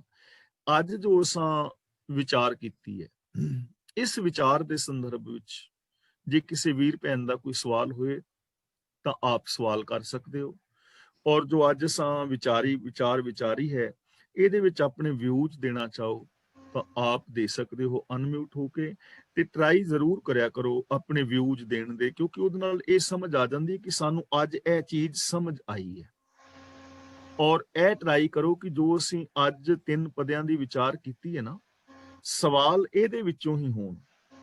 ਔਰ ਜਿਹੜੇ ਵਿਊਜ਼ ਦਿੱਤੇ ਜਾਣ ਉਹ ਇਸ ਵਿਚਾਰ ਦੇ ਵਿੱਚ ਦਿੱਤੇ ਜਾਣ ਕਿ ਸਾਨੂੰ ਇਹ ਚੀਜ਼ ਨਵੀਂ ਸਮਝ ਆਈ ਹੈ ਜਾਂ ਅਸੀਂ ਇਹ ਚੀਜ਼ ਇਹਦੇ ਵਿੱਚ ਐਡ ਕਰਨਾ ਚਾਹੁੰਦੇ ਹਾਂ। ਇਹਦੇ ਨਾਲ ਫਿਰ ਕੀ ਹੋਏਗਾ, ਜਦੋਂ ਅਸੀਂ ਇਸ ਦਾਇਰੇ ਵਿੱਚ ਰਹਾਂਗੇ ਨਾ, ਫਿਰ ਸਾਡੀ ਸਮਝ ਹੋਰ ਵਧੇਗੀ ਔਰ ਇਹ ਚੀਜ਼ਾਂ ਪਰਪੱਕ ਹੋ ਜਾਣਗੀਆਂ। ਤੇ ਜਦੋਂ ਅਸੀਂ ਹੋਰ ਪਾਸੇ ਉਲਝ ਜਾਵਾਂਗੇ, ਫਿਰ ਅੱਜ ਵਾਲੇ ਵਿਚਾਰ ਸਾਨੂੰ ਫਿਰ ਭੁੱਲ ਜਾਣਗੇ, ਕਿਉਂਕਿ ਮਨੁੱਖੀ ਮਨ ਹੈ ਨਾ।